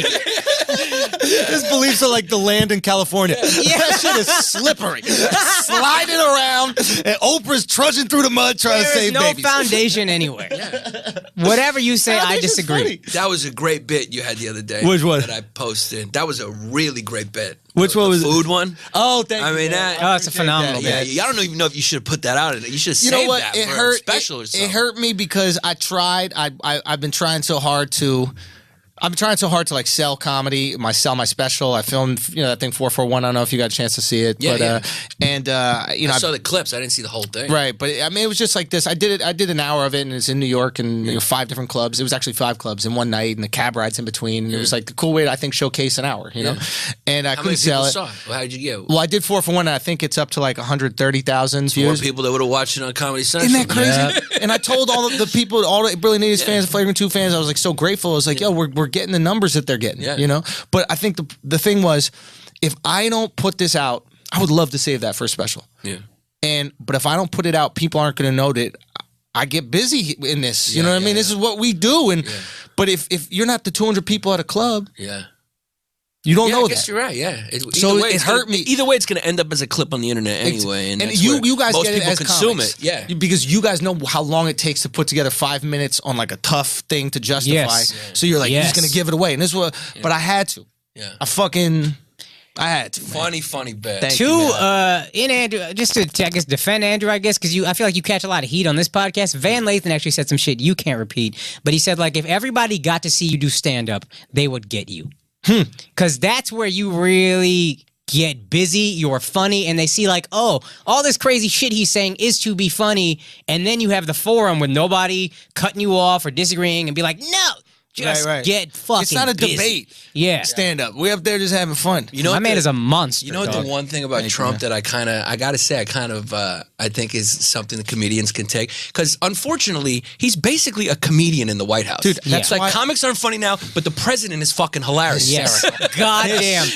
God, the And one greatest thing we tweet. can learn, That's great. I think the thing we can learn from him is like, so what if you cause a lot Yep. of controversy? It's like, good, be upset. Yeah. It's like, well, who gives a shit? Yo, grow the fuck not up. only that, be there's, upset. Yo, there's something I gotta Not only respect that, about go. If they're upset, you're only gonna get outraged, tweet about me more, and then make my profile bigger. Even bigger. And also, I win when get you get a upset. fucking life. Yeah, I mean, dork. you're just obsessed with hating someone for something they said. Go pathetic. fucking. You're not worried about your own fucking pockets. It's Then go live pathetic. your life. There's something that I really respected about Tom Brady recently, and I know you probably you hate Tom or No, I'm actually rooting for the Patriots. Me too. Okay. Because if the Patriots win, then the Giants are the only ones to beat Tom Brady in the Super Bowl. Okay, so it just And helps fuck the you Eagles. out. too. Yeah. It makes Okay, the Giants look better. Yeah. Okay, so here's something I really appreciate about Tom as a comedian. So Tom does this weekly interview on a Boston sports show, and somebody on that sports show, when they were talking about Facebook Tom vs. Live. Time, the Facebook TV show that he has,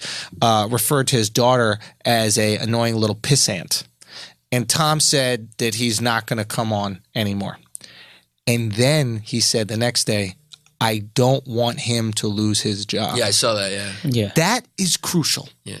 Because right now, the knee-jerk reaction is, this person said something I don't like, lose everything. Right.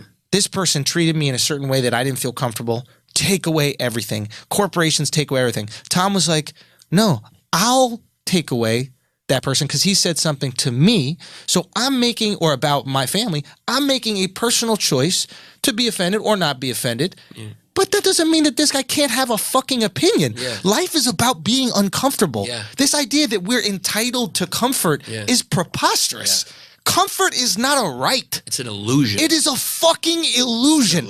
Because your discomfort here is someone else's dream in Cambodia. Bruh. They couldn't wait to have your discomfort. And this was there someone manspreading on your subway? 16 people were on my shoulders on the top of a bus to and go this to is work. something I struggle with anytime I want to get offended or hurt by some shit or think about all the foul things politicians are doing for America. All the comfort we have, the fucking 3-ply toilet paper, it comes at the expense of a lot of other countries. Exactly, which we turn a blind eye to. And so for us to get offended because someone said something or someone did this, I am ignoring the hypocrisy that I live with every single time I walk somewhere, get a fucking latte at Starbucks, take a shit with glorious toilet paper in a toilet. We are exploiting other. You want to tweet your outrage from a phone built by slaves. That's something we just got to wrap our minds around and just live with. Listen, I don't want to give away your benefit. joke, but your joke about the Trump thing with the shitholes, I thought was really funny. Oh, yeah. I said, listen, just that word. I just have a hard time getting offended at the word shitholes because I love India. My soul is from India. My parents are from India. I love India. It's a beautiful place. At the same time, it's a lot of people that shit in holes over there. Objectively speaking, there's a lot of empirical evidence. Holes that they're taking shit. There's some doodle holes in India. What's he gonna do? So good. So good. I get death threats for Panos. Really? Yeah, it's ironic. People always ask me, they go, have you ever caught any slack for Marisa? And the answer is like, no. Literally almost none. And you're equally political with both of them. What are the death threats not about? Really. Well, I think it's because Panos is Greek, and I catch like slack from Greeks because they're like, you make us look bad. I've actually had death threats. Like, if you come to this city, we will kill you for something this character said. Gully ass and I'm Greeks. like, all right, dude. I mean, I know it's not going to happen. I mean, you're not going to kill me over what a fucking character said. Yeah. But it's just like, it's interesting. It's interesting because it flies in the face of what like these young kids who are very, very, they're so left, they've lost their mind, would think. They'd be like, no, Maurice is the offensive thing, because you're Greek, you can do that. It's like, well, actually, I get more slack for Panos than I do Maurisa. You know what I mean? Yeah, because you're selling out your people or some shit like you're that. making us look bad. That's what the Greeks say. You're making us look bad. Why do you think it makes you look bad? Good. Yeah. There's some things in Greek culture that need being made fun of. Yeah. You know what I mean? So here it is. These are the foibles of Greek culture in a character. So if you hate me for it, maybe it's because it's hitting close to home. It's like, that's the problem I had with the problem with Apu thing, because I just saw it as bullying. Can you say what that is, just so people understand? It's a documentary about where all these millionaire comedians, they're all fucking millionaires, get on there and talk about how my financial status because I wasn't invited. it has nothing to do with the ethnicity. It's just the principle of it behind it. Yeah. And this comedian, Hari Kondabolu, just like is bullying Hank Azaria and saying it's racist, that this character was racist and he wants to talk to Hank Azaria. Hank Azaria won't talk to him, and then Hank Azaria issues an apology. I guess it is racist. It's like, come on, man. It's a cartoon, dude. Yeah. The guy's good at doing a lot of voices. He's talented. Hank Azaria, very talented. They made fun of everyone on that show. Right. And it's like, you have a problem with Apu, but you don't have a problem with the caste system in the country that your parents fled from just because it's where you're from and you're defending it at all costs. Right. That's just something I don't do. My character shits on Greek people. You know what I mean? And that's why I catch flack for it. So if you really want to fucking say something, why don't you have a problem with something that's actually important to human rights, despite the ethnicity? A caste system is a fucked up thing that keeps people poor. Caste system isn't in place anymore. But there are things about Indian culture, and this is a tricky thing for a minority. There are things about Indian culture that aren't ideal, and I don't like to speak about them because I don't want to be seen as a sellout. Right. And I'll speak about it. Yeah. To me, the weird line I've drawn is I'll speak about it to Indians, and we'll work. It's like family. I'll talk about family shit within the family. Yep. Outside of the family, everything is okay. Everything is good. Nothing is going on. But you're also not taking a moral high ground on other shit. And that's, and I think that's why it's okay. And it wasn't like a clean break from a caste system. There's still vestiges. There are still vestiges. Yeah, you got that.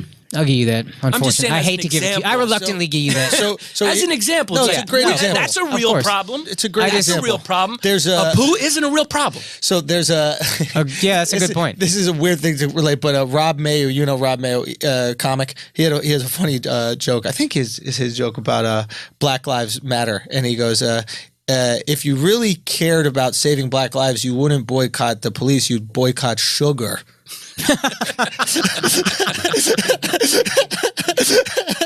nothing is taking more black lives than heart disease and heart attacks and diabetes and all those kind of things.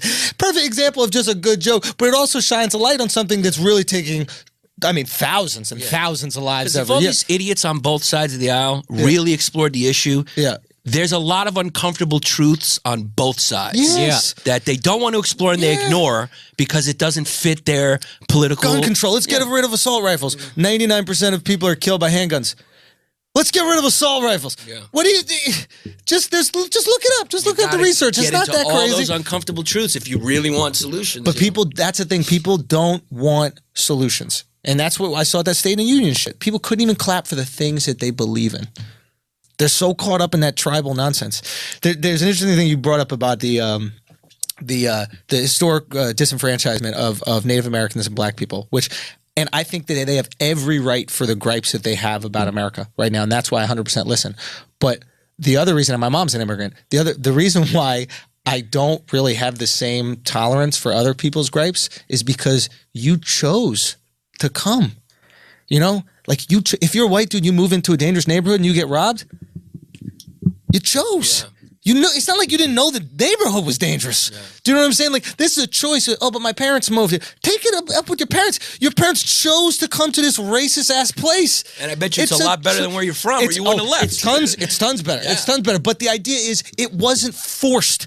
What Native Americans went through, forced. What black people went through, forced. Everybody else chose to come to a situation they knew would be uncomfortable and that they signed up for a certain level of discomfort. It's honestly, on some level, it's like going to the army. You got to go through basic, dog. To your point. The Irish went through basic. The Greeks went through basic. The Scottish went through basic. Italians went through basic. Now we complaining about basic. Now everybody's like, yo, put me in a fighter jet.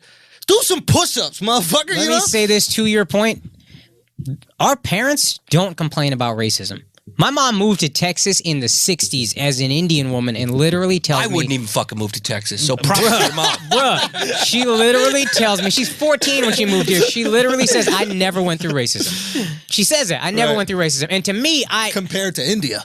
Well, when I got... She light-skinned, so she was living good. So she was cool? She mad light. Yeah, that's right. But I took that as racism is never an excuse. That's how I've adopted it. And my mom, Indian woman, came here, made more than my dad, successful career, made money, like, that's the strongest woman I know. And she's just like, nah, it's not an excuse. And that's how our parents took it. Matter of fact, in Problem with the Pooh, they interview Hurry's parents. Hurry interviews his parents. His parents are like, I have no problem with the poo. And then he explains to them why they should, right? And then they're like, I don't remember. And again, I don't. Now that you've manipulated me and put me on national television, well, yes, I do. The funniest shit, dog. This is our parents. Our parents are the realest motherfuckers on earth. They came here with nothing. Yeah. His mom goes, you kind of look like a poo a little bit. Bruh, our parents don't give a fuck. Because they had real problems. Yes, they understand what this country is. They had to have a real job and get and make real money and survive in the real world. Man, they live through shit I could never live through. The comfort of their hard work. Yes. And we're throwing it in their face. Throwing it in their face. It's thankless. It seems mad thankless. So thankless. We got to talk to old people, man. Yeah. We got to have old people on here and get their we got to have Trump-aged people on here. Yeah. The ones who don't give a fuck about offending because they know that they're on the way out. And we got to have their honest opinions on young people and their gripes with the world of all races. And I can't guarantee you, but I would put some money down that they think that we're some soft bitch-made cuck motherfuckers. Of course. Yeah. And it's an embarrassment. Do you want to be looked at that from your predecessors? We are. They would look at us three like soft bitch-made cuck motherfuckers. And we look at them. So imagine what they are. The soft bitch-made. Yo, my parents probably think I'm soft as fuck, and they have a dance studio. You know what I'm saying? You tried to dance studio? That's fucking hilarious. That's what they did for a living. They taught dance lessons. What are you, by the way? Schultz, what is that? My dad's Irish and German.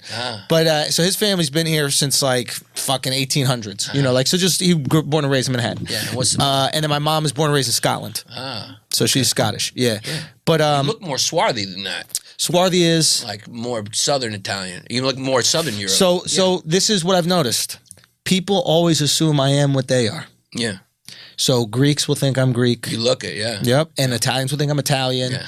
These like Eastern Bloc folks will think I'm Eastern Bloc. Like I am whatever white you are. Yeah. You know. You ever think about doing Ancestry? I did Ancestry.com. It's so funny on white people. 26% Turkish.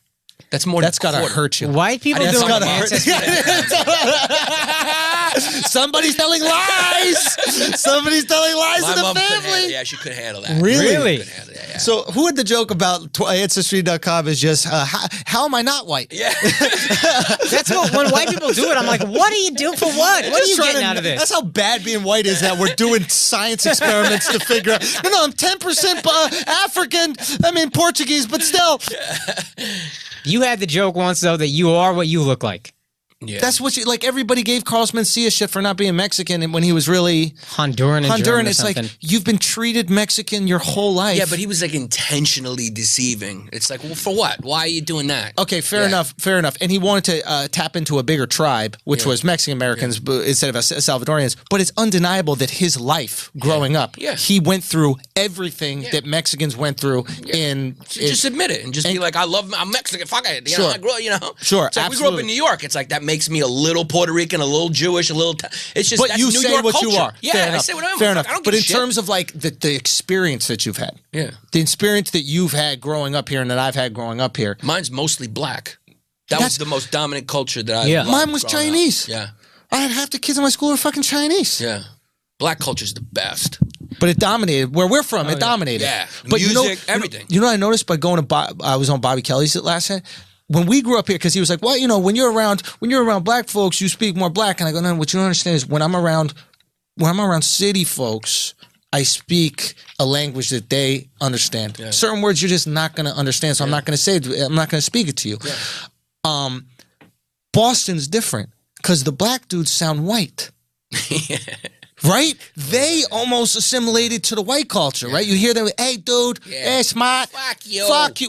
You don't know who it is, who says that shit. But here in New York, all the white dude, the Greek dude, the Muslims in Brooklyn, they all look Puerto Rican. Yeah. We sound more urban. I mean, there's still a lot of problems with racism, obviously, but I think New York is probably the most avant-garde city with race relations. We had our big problems in like the 90s but this city forces everyone to interact with each other. Manhattan in particular. Yeah. Geographically speaking, it's so fucking small. Public transportation, the infrastructure, we're forced to see each other. Yep. You go to these other cities, it's so segregated. I remember I went to D.C., I couldn't believe how segregated it was. Oh, dude, California. Yeah. I went California to LA. is literally carved up Yeah. into different areas for different groups of people. Yeah. Right? In New York, even Chinatown and Little Italy are bleeding into one another. You forget, bleeding into NoHo. Yeah. You forget the rest of the country and like that. I remember I met with an exec about an ABC show. They wanted me to, some pilot didn't go anywhere, but it was an Indian dude married to a white woman. And then to me, that's one thing that I do find kind of racist is I've never seen a happy Indian couple on American film or television. Like Have a you ever man married to seen a woman. A happy Indian couple.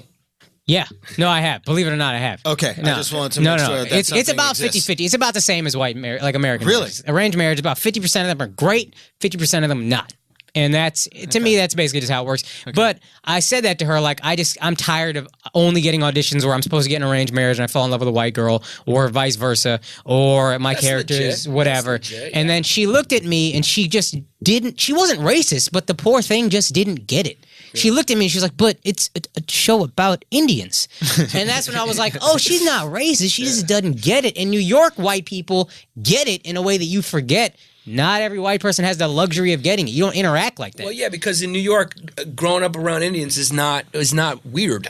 Yeah. Whereas, like, you in Texas are probably like, you the Indian kid, yes. you know? Or like in New York, you're just like, you're fucking, there's all of us. Yeah. I mean, if I showed you my preschool, I was looking at my preschool photo the other day, it was like everything. It was like 4 white guys, 5 black, like Japanese, Korean, Indian. It was like, that's just New York. Bro, when people always talk about white people in the majority, you don't know what it's like when you're a majority. I'm like, where? No, we're not here. Where? Dude, when I was born, I went to elementary school on the Upper East Side. I asked my father why we weren't Jewish. I said verbatim, I go, Dad, why aren't we Jewish? And he had to explain to me that not everyone is Jewish. Yeah. That's how Jewish this school. And then I went to middle school, and all of a sudden everybody's black and Puerto Rican. Yeah. And I went to high school as half Asian. Yeah. It's just a thing that you get used to. Yeah. I feel like it's not even. Like, I never even had, like, race discussions with my friends. It's more of a norm. It was more of a norm where we grew up. Diversity is a good thing. Being in your own group too much is, like, fucking boring. Yeah. It's like everyone thinks just one way and, like, but you can't just, like, push it down people's throats if it's not organic. Like, if you want to tell that story, then fucking do it. Dude, you know, it's like, just do it. It's like food. Yeah. If it's good, we'll fucking eat it. Yeah. Right? It's like, that was kind of the idea behind the joke, but it's like, there's all this diversity in cuisine. Mm-hmm. Nobody got a problem eating Chinese food or Indian food because that shit is delicious. Yeah. So the good parts of your culture are going to make it. Yeah. You don't got to push the shitty parts. Yeah. We're not going to accept it. I agree. So there, we solved it. All right, how do you get shot in the thigh?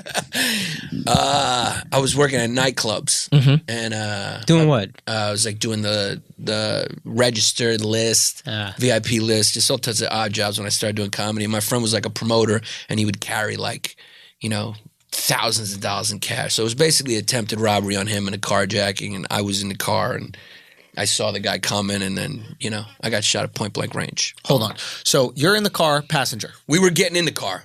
Okay. So, you know, we were getting in the car by the Club Envy. He got in the driver's side. I got in the passenger side. Down Spring, right? Yeah, down on Spring. I looked over my shoulder, and I saw him coming. He had the mask on, hood up, whatever. And it's like, oh, shit. So I tried to get in the car quick to tell him to drive. He saw me see him. He sped up, and then he kind of like ran into the car before I could close the door.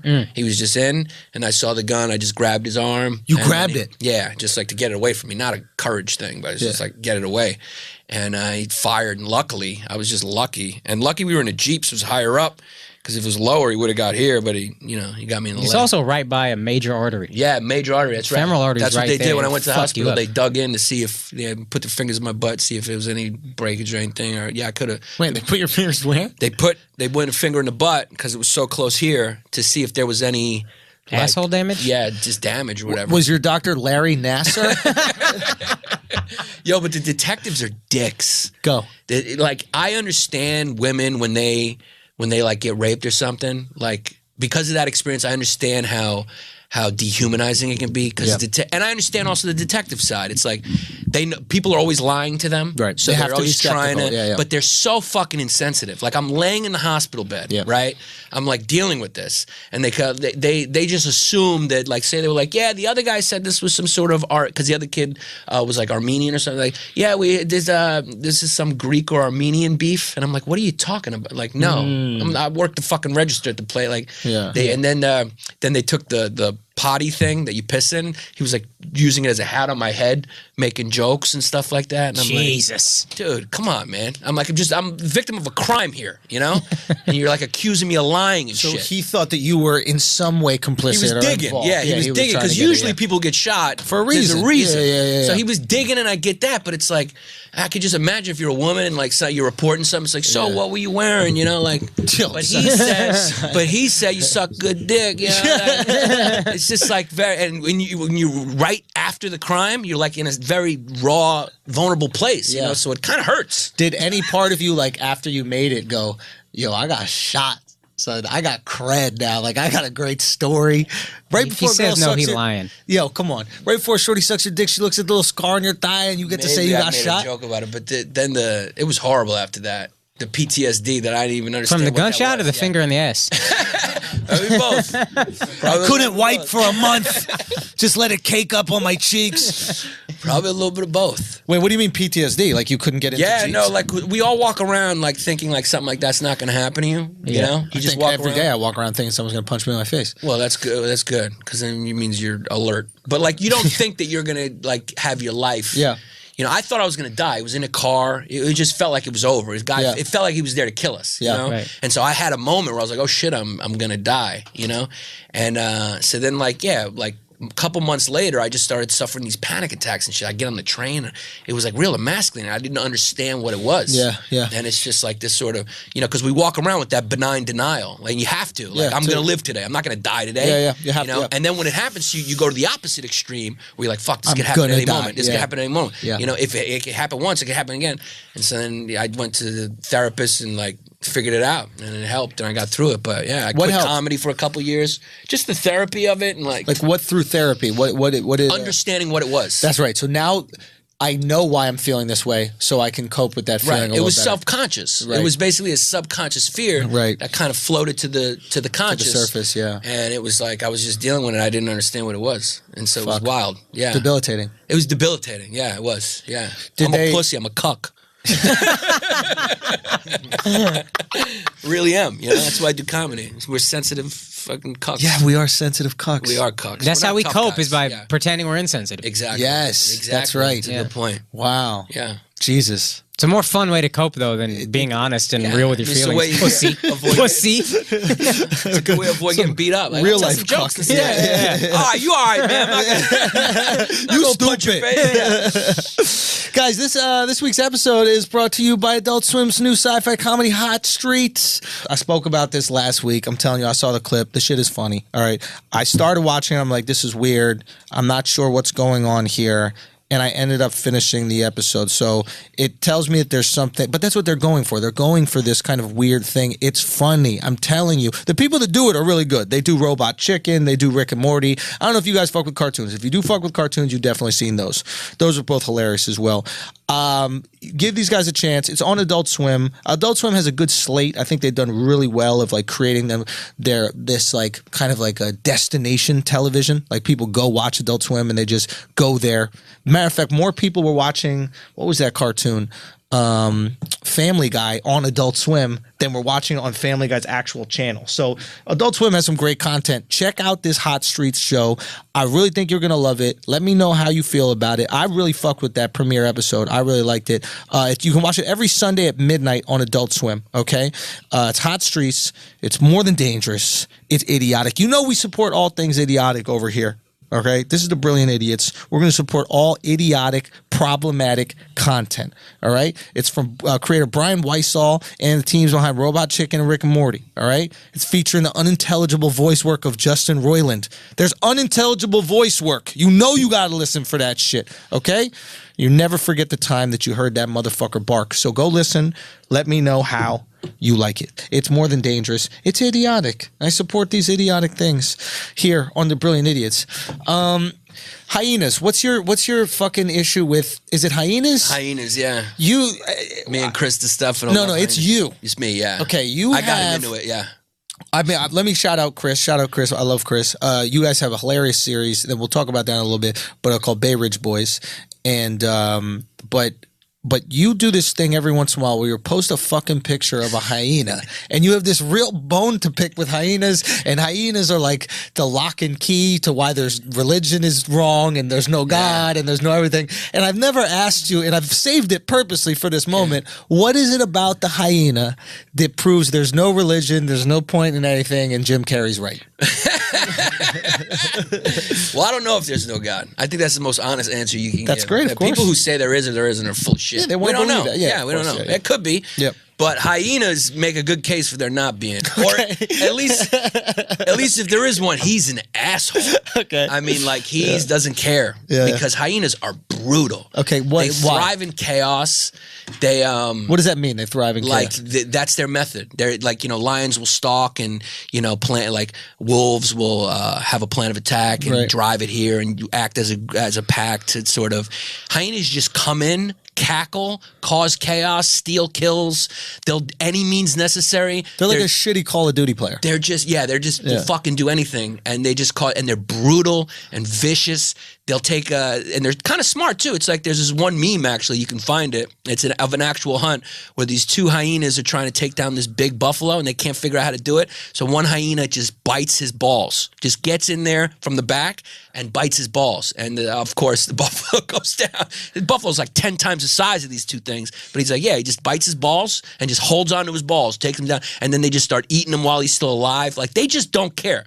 And they're a fascinating animal because they're not related to any other animal. What you mean? Like, they're not cats, they're not dogs, they don't share There's any no lineage. ancestors. There's no lineage. They're just these fucking weird things. They're ugly. They're not a dog? They're not a dog. Not even related to dogs. They kind of look like it, right? But then no, they walk with this fucking evil walk. They prance around. They're not small cats. back legs. Yeah, they just kind of have this. They're not even that fast. They're just vicious. They're advantage is viciousness. They eat bones.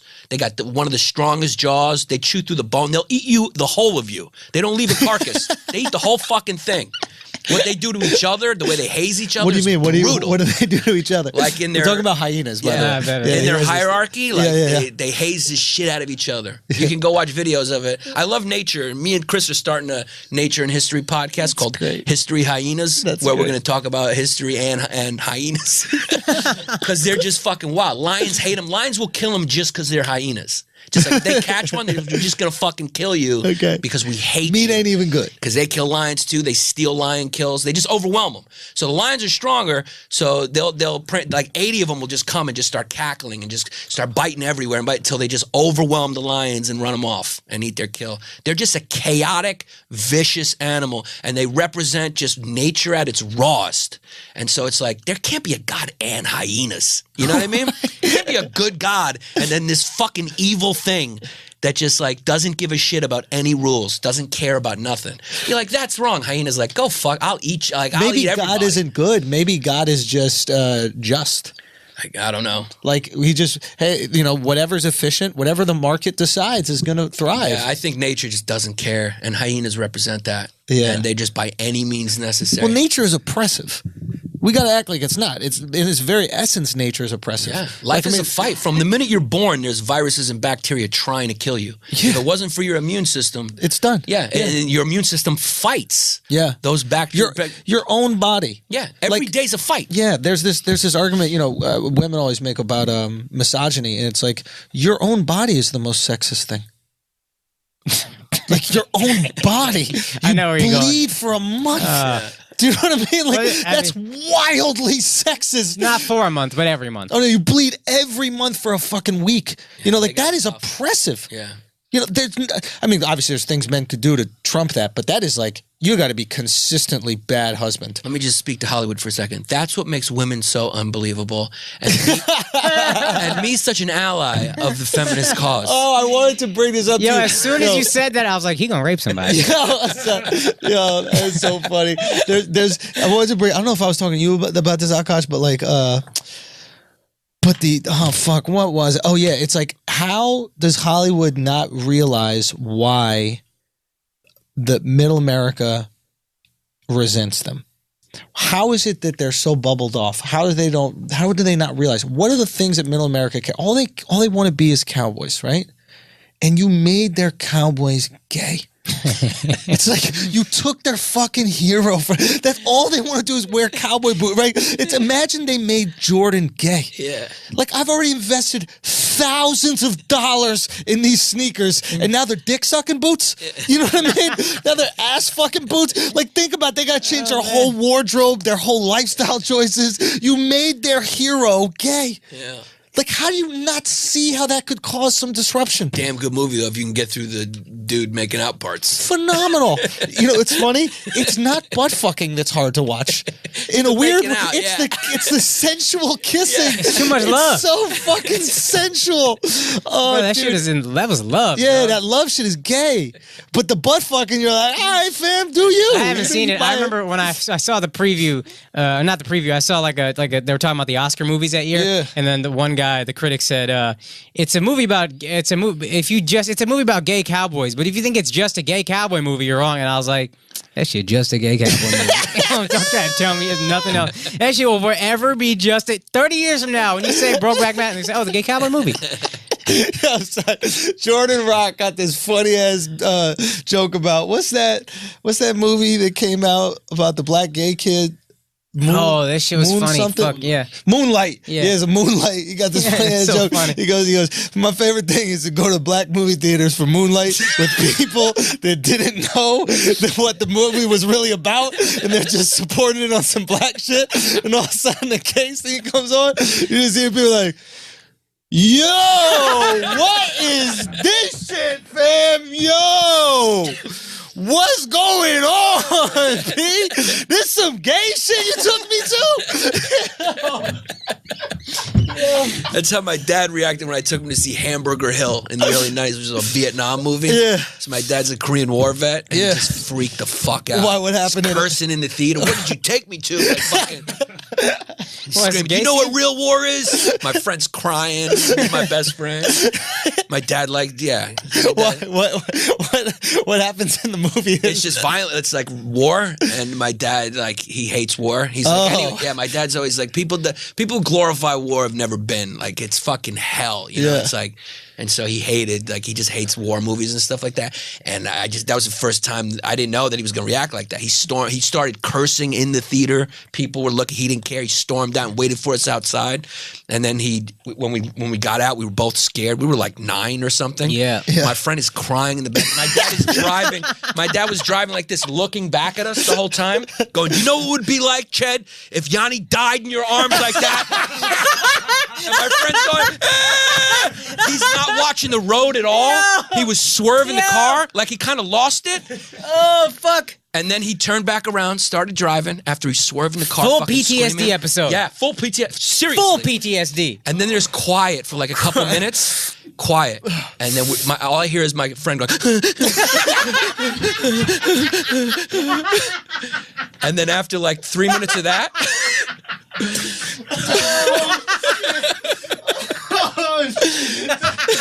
Fucking gasp cry. Yeah. Then there was like quiet, and my dad we're just sitting there. All I hear is that gasping cry, and then my dad just turns around and goes, "You guys hungry? You want some pizza?" Because that's what real men do. Oh my god.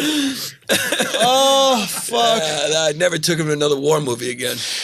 I feel like there used to be this sense of earning your Americanness that has been lost. Right? It felt like immigrant groups, when they came here, had to prove that they were part of the fabric that is America, right? And war was one way of doing it. Yeah. Right? Like, you even hear Hamilton talk about it in that play, regardless of how you feel about Hamilton, but like, there's like, I can actually prove that I'm part of this. I can, earn my keep here and become a bigger part of society.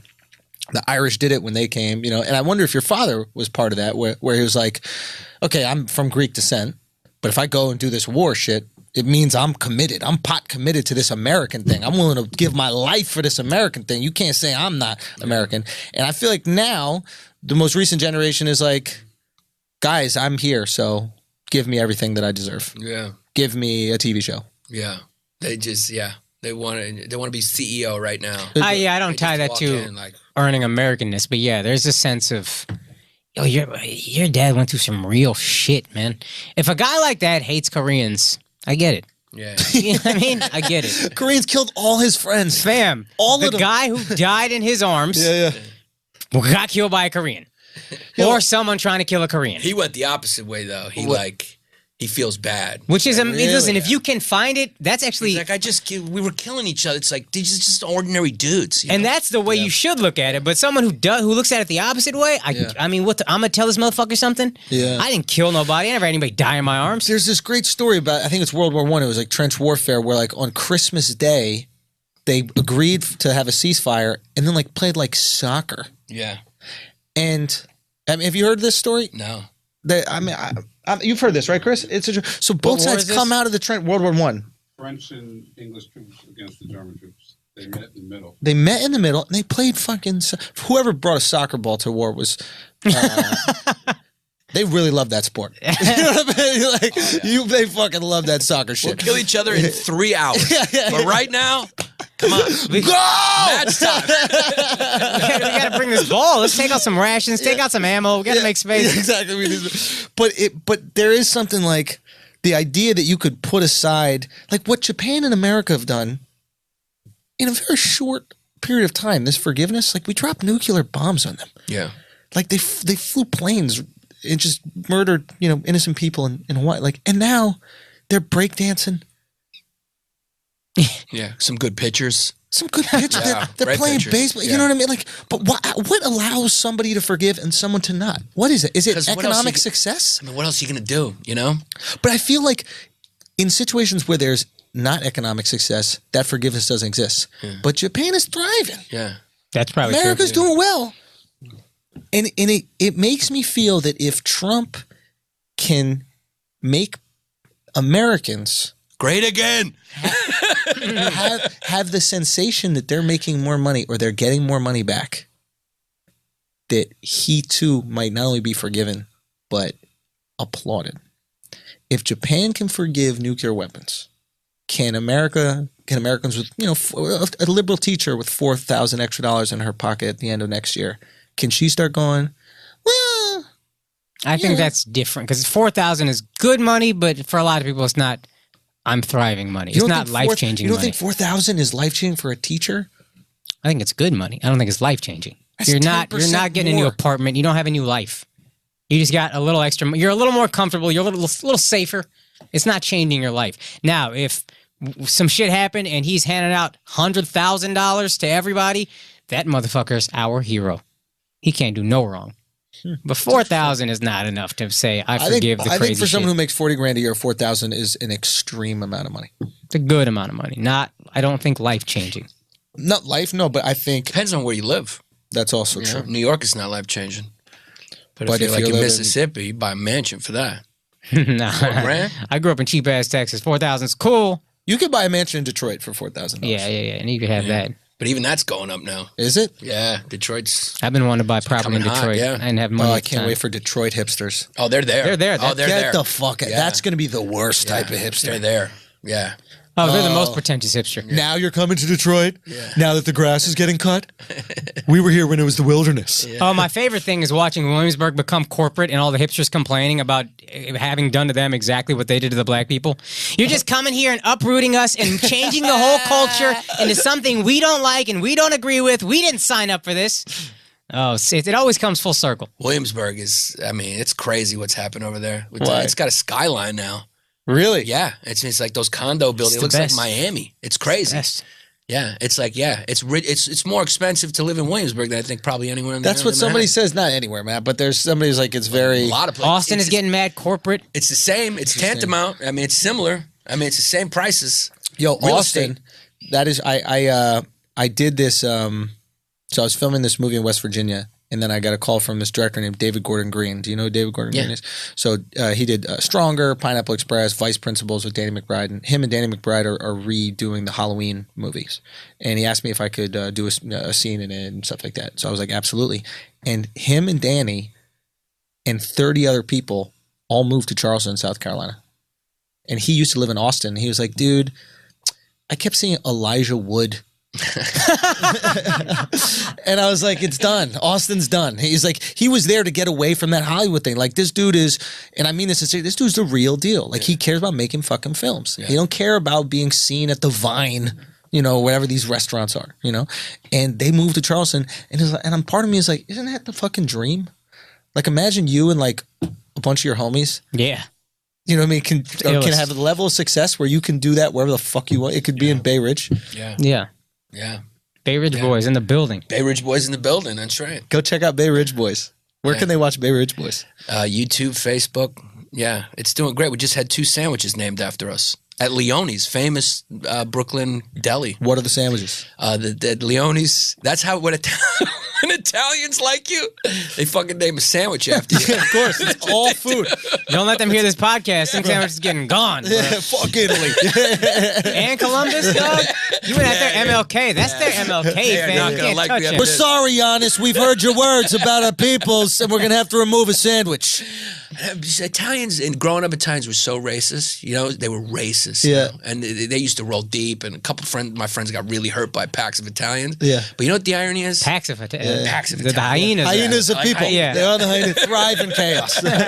Have you been to an Italian dinner? But they're so racist. But they want to be black so bad. New York Italians. New York Italians want to be black so bad. They would designs in their head when designs were hot. Well, they both starter jackets was big in the 80s. Blacks and Italians both want to be each other. Kind of, yeah. Yeah. Neither one wants to admit it. Neither one wants to admit it. They both want to pretend like they hate each other, but they both want to dress like each other. They both want to use every black. Jay-Z's been trying to be a mafia dude since Reasonable Doubt.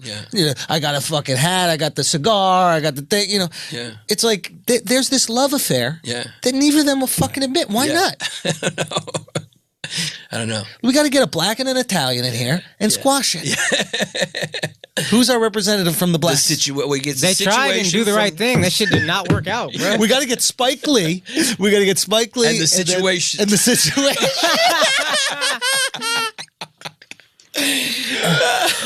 Yeah, so they named at this place, Brooklyn Firefly in Bay Ridge. It was a great like gourmet pizza shop owned by this dude Caves, who's from Bay Ridge. He's one of the most talented. He's an artist. He's a tattoo artist.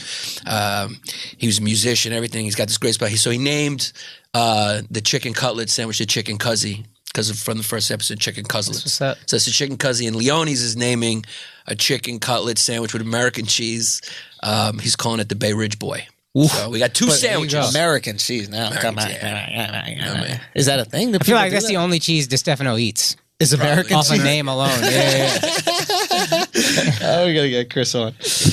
Anything else, boys? Is there anything else that we need to discuss? State of this union, I think we covered. I think we did a lot of important work here. Bro, we did work, guys. We did that classic work shit. Akaash, can you think of anything? Do we want to talk sports? Do we care? I don't know. Say I that think for we had flagrant. such a good episode. Yeah. Why don't you guys plug some things and let's get out of here. What's going Bay on? Ridge Boys. Check out the web series on YouTube or my fan page on Facebook or Chris DeStefano's fan page. Shout out to Chrissy D. Go Yeah. follow Chris. I got two new podcasts. One with Maurisa called The Rigorous Podcast. Hilarious. One with Mr. Panos called Stay Greek Baby. The podcast Alakis. And then check my website, YannisPappas.net for dates. So check out, go to Yannis's Instagram. It's Yannis, YANNIS, That will be the source for everything. Yeah, right. much. Go there, and you could see the Maurisa videos. You could see the Panos videos. You could see the Bay Ridge Boy episodes and stuff like that. And then you can go but start there. I've noticed oftentimes if it's like, yo, check out all these things, it's a lot. But honestly, go check it out. And if you're a Flagrant 2 fan, leave a tight asshole on that shit. All right. If you like the video, leave a nice tight asshole. All right, Akaash. We got the Flagrant 2 live show first, February 7th. You guys got to come to that shit. HighlineBallroom.com. You can get tickets. Let's come pack that bitch out. And second thing, I'm doing a show with a few of my Desi brother comedians called the ABDC Comedy Show at Caroline's Friday, March 30th. Desi means Indian looking. Desi means anybody that's Indian, Pakistani, Sri Lankan. I don't give a fuck. If you're my kind of brown, that's us. 2 shows. They gave us the night on Caroline's. They gave us a Friday, March 30th. Come through, get tickets. And then I got a show coming out in California. I'll be there the 3rd, the beginning of the Views from the Cis tour. And that's going to be a lot of fun. That's the name of the tour. Yeah. I was proud of that one. Views from the Cis. I'm a cis male. Did you not know? Yeah. This is hilarious. Yeah, Word. isn't it funny? Yeah. I thought about this. Like, doesn't trans male and cis male sound like they're describing the opposite? The opposite should be, yeah. I would call a dude that dresses like a chick a cis male. yeah. Like, hey, cis. You know what I mean? And a trans male sounds like a guy who works on cars. You know what I mean? Like, I want to be a trans Mark male. Wahlberg. Yeah, exactly. Mark Wahlberg is that's a trans male right there. Anyway. It's from the sets. Yeah, so that's going to start out there. It's sold out, so y'all can't get tickets. But thank you guys so much for coming out and supporting. And then go to theandrewstoltz.com and check out the rest of the dates for the tour. I keep on adding new dates, so keep looking there. You find your city. And yeah, I'm super. What'd you say, my brother? Oh yeah, the merch. Make sure you get check out Brilliant Idiots. Got the merch. We got to keep that same. I might energy. cop this hoodie. All right, I'm gonna try to get one for free, but I'm gonna get you one. We got the Men Don't Cheat hoodie and tees. We got. Make sure you go to flagrant2merch.com as well, or brilliantidiotsmerch.com. You get all that shit. We got a lot of good stuff over there, so make sure you do that. Make sure you follow the podcast and come keep to the on live supporting. show. And Sell come to that bitch live out show. like you sold out Andrew's show. Let's Support. do it. Yeah, Brilliant we'll see you guys Idiots out there. support. Thank you guys so much. And listen, if you listened to this episode and you thought that we were absolutely retarded, thought we were stupid, we thought we were triggering, we thought we were offensive, you're right. You listened to this episode, you thought that we were genius. We healed the world and we saved the collective conscious that is humanity.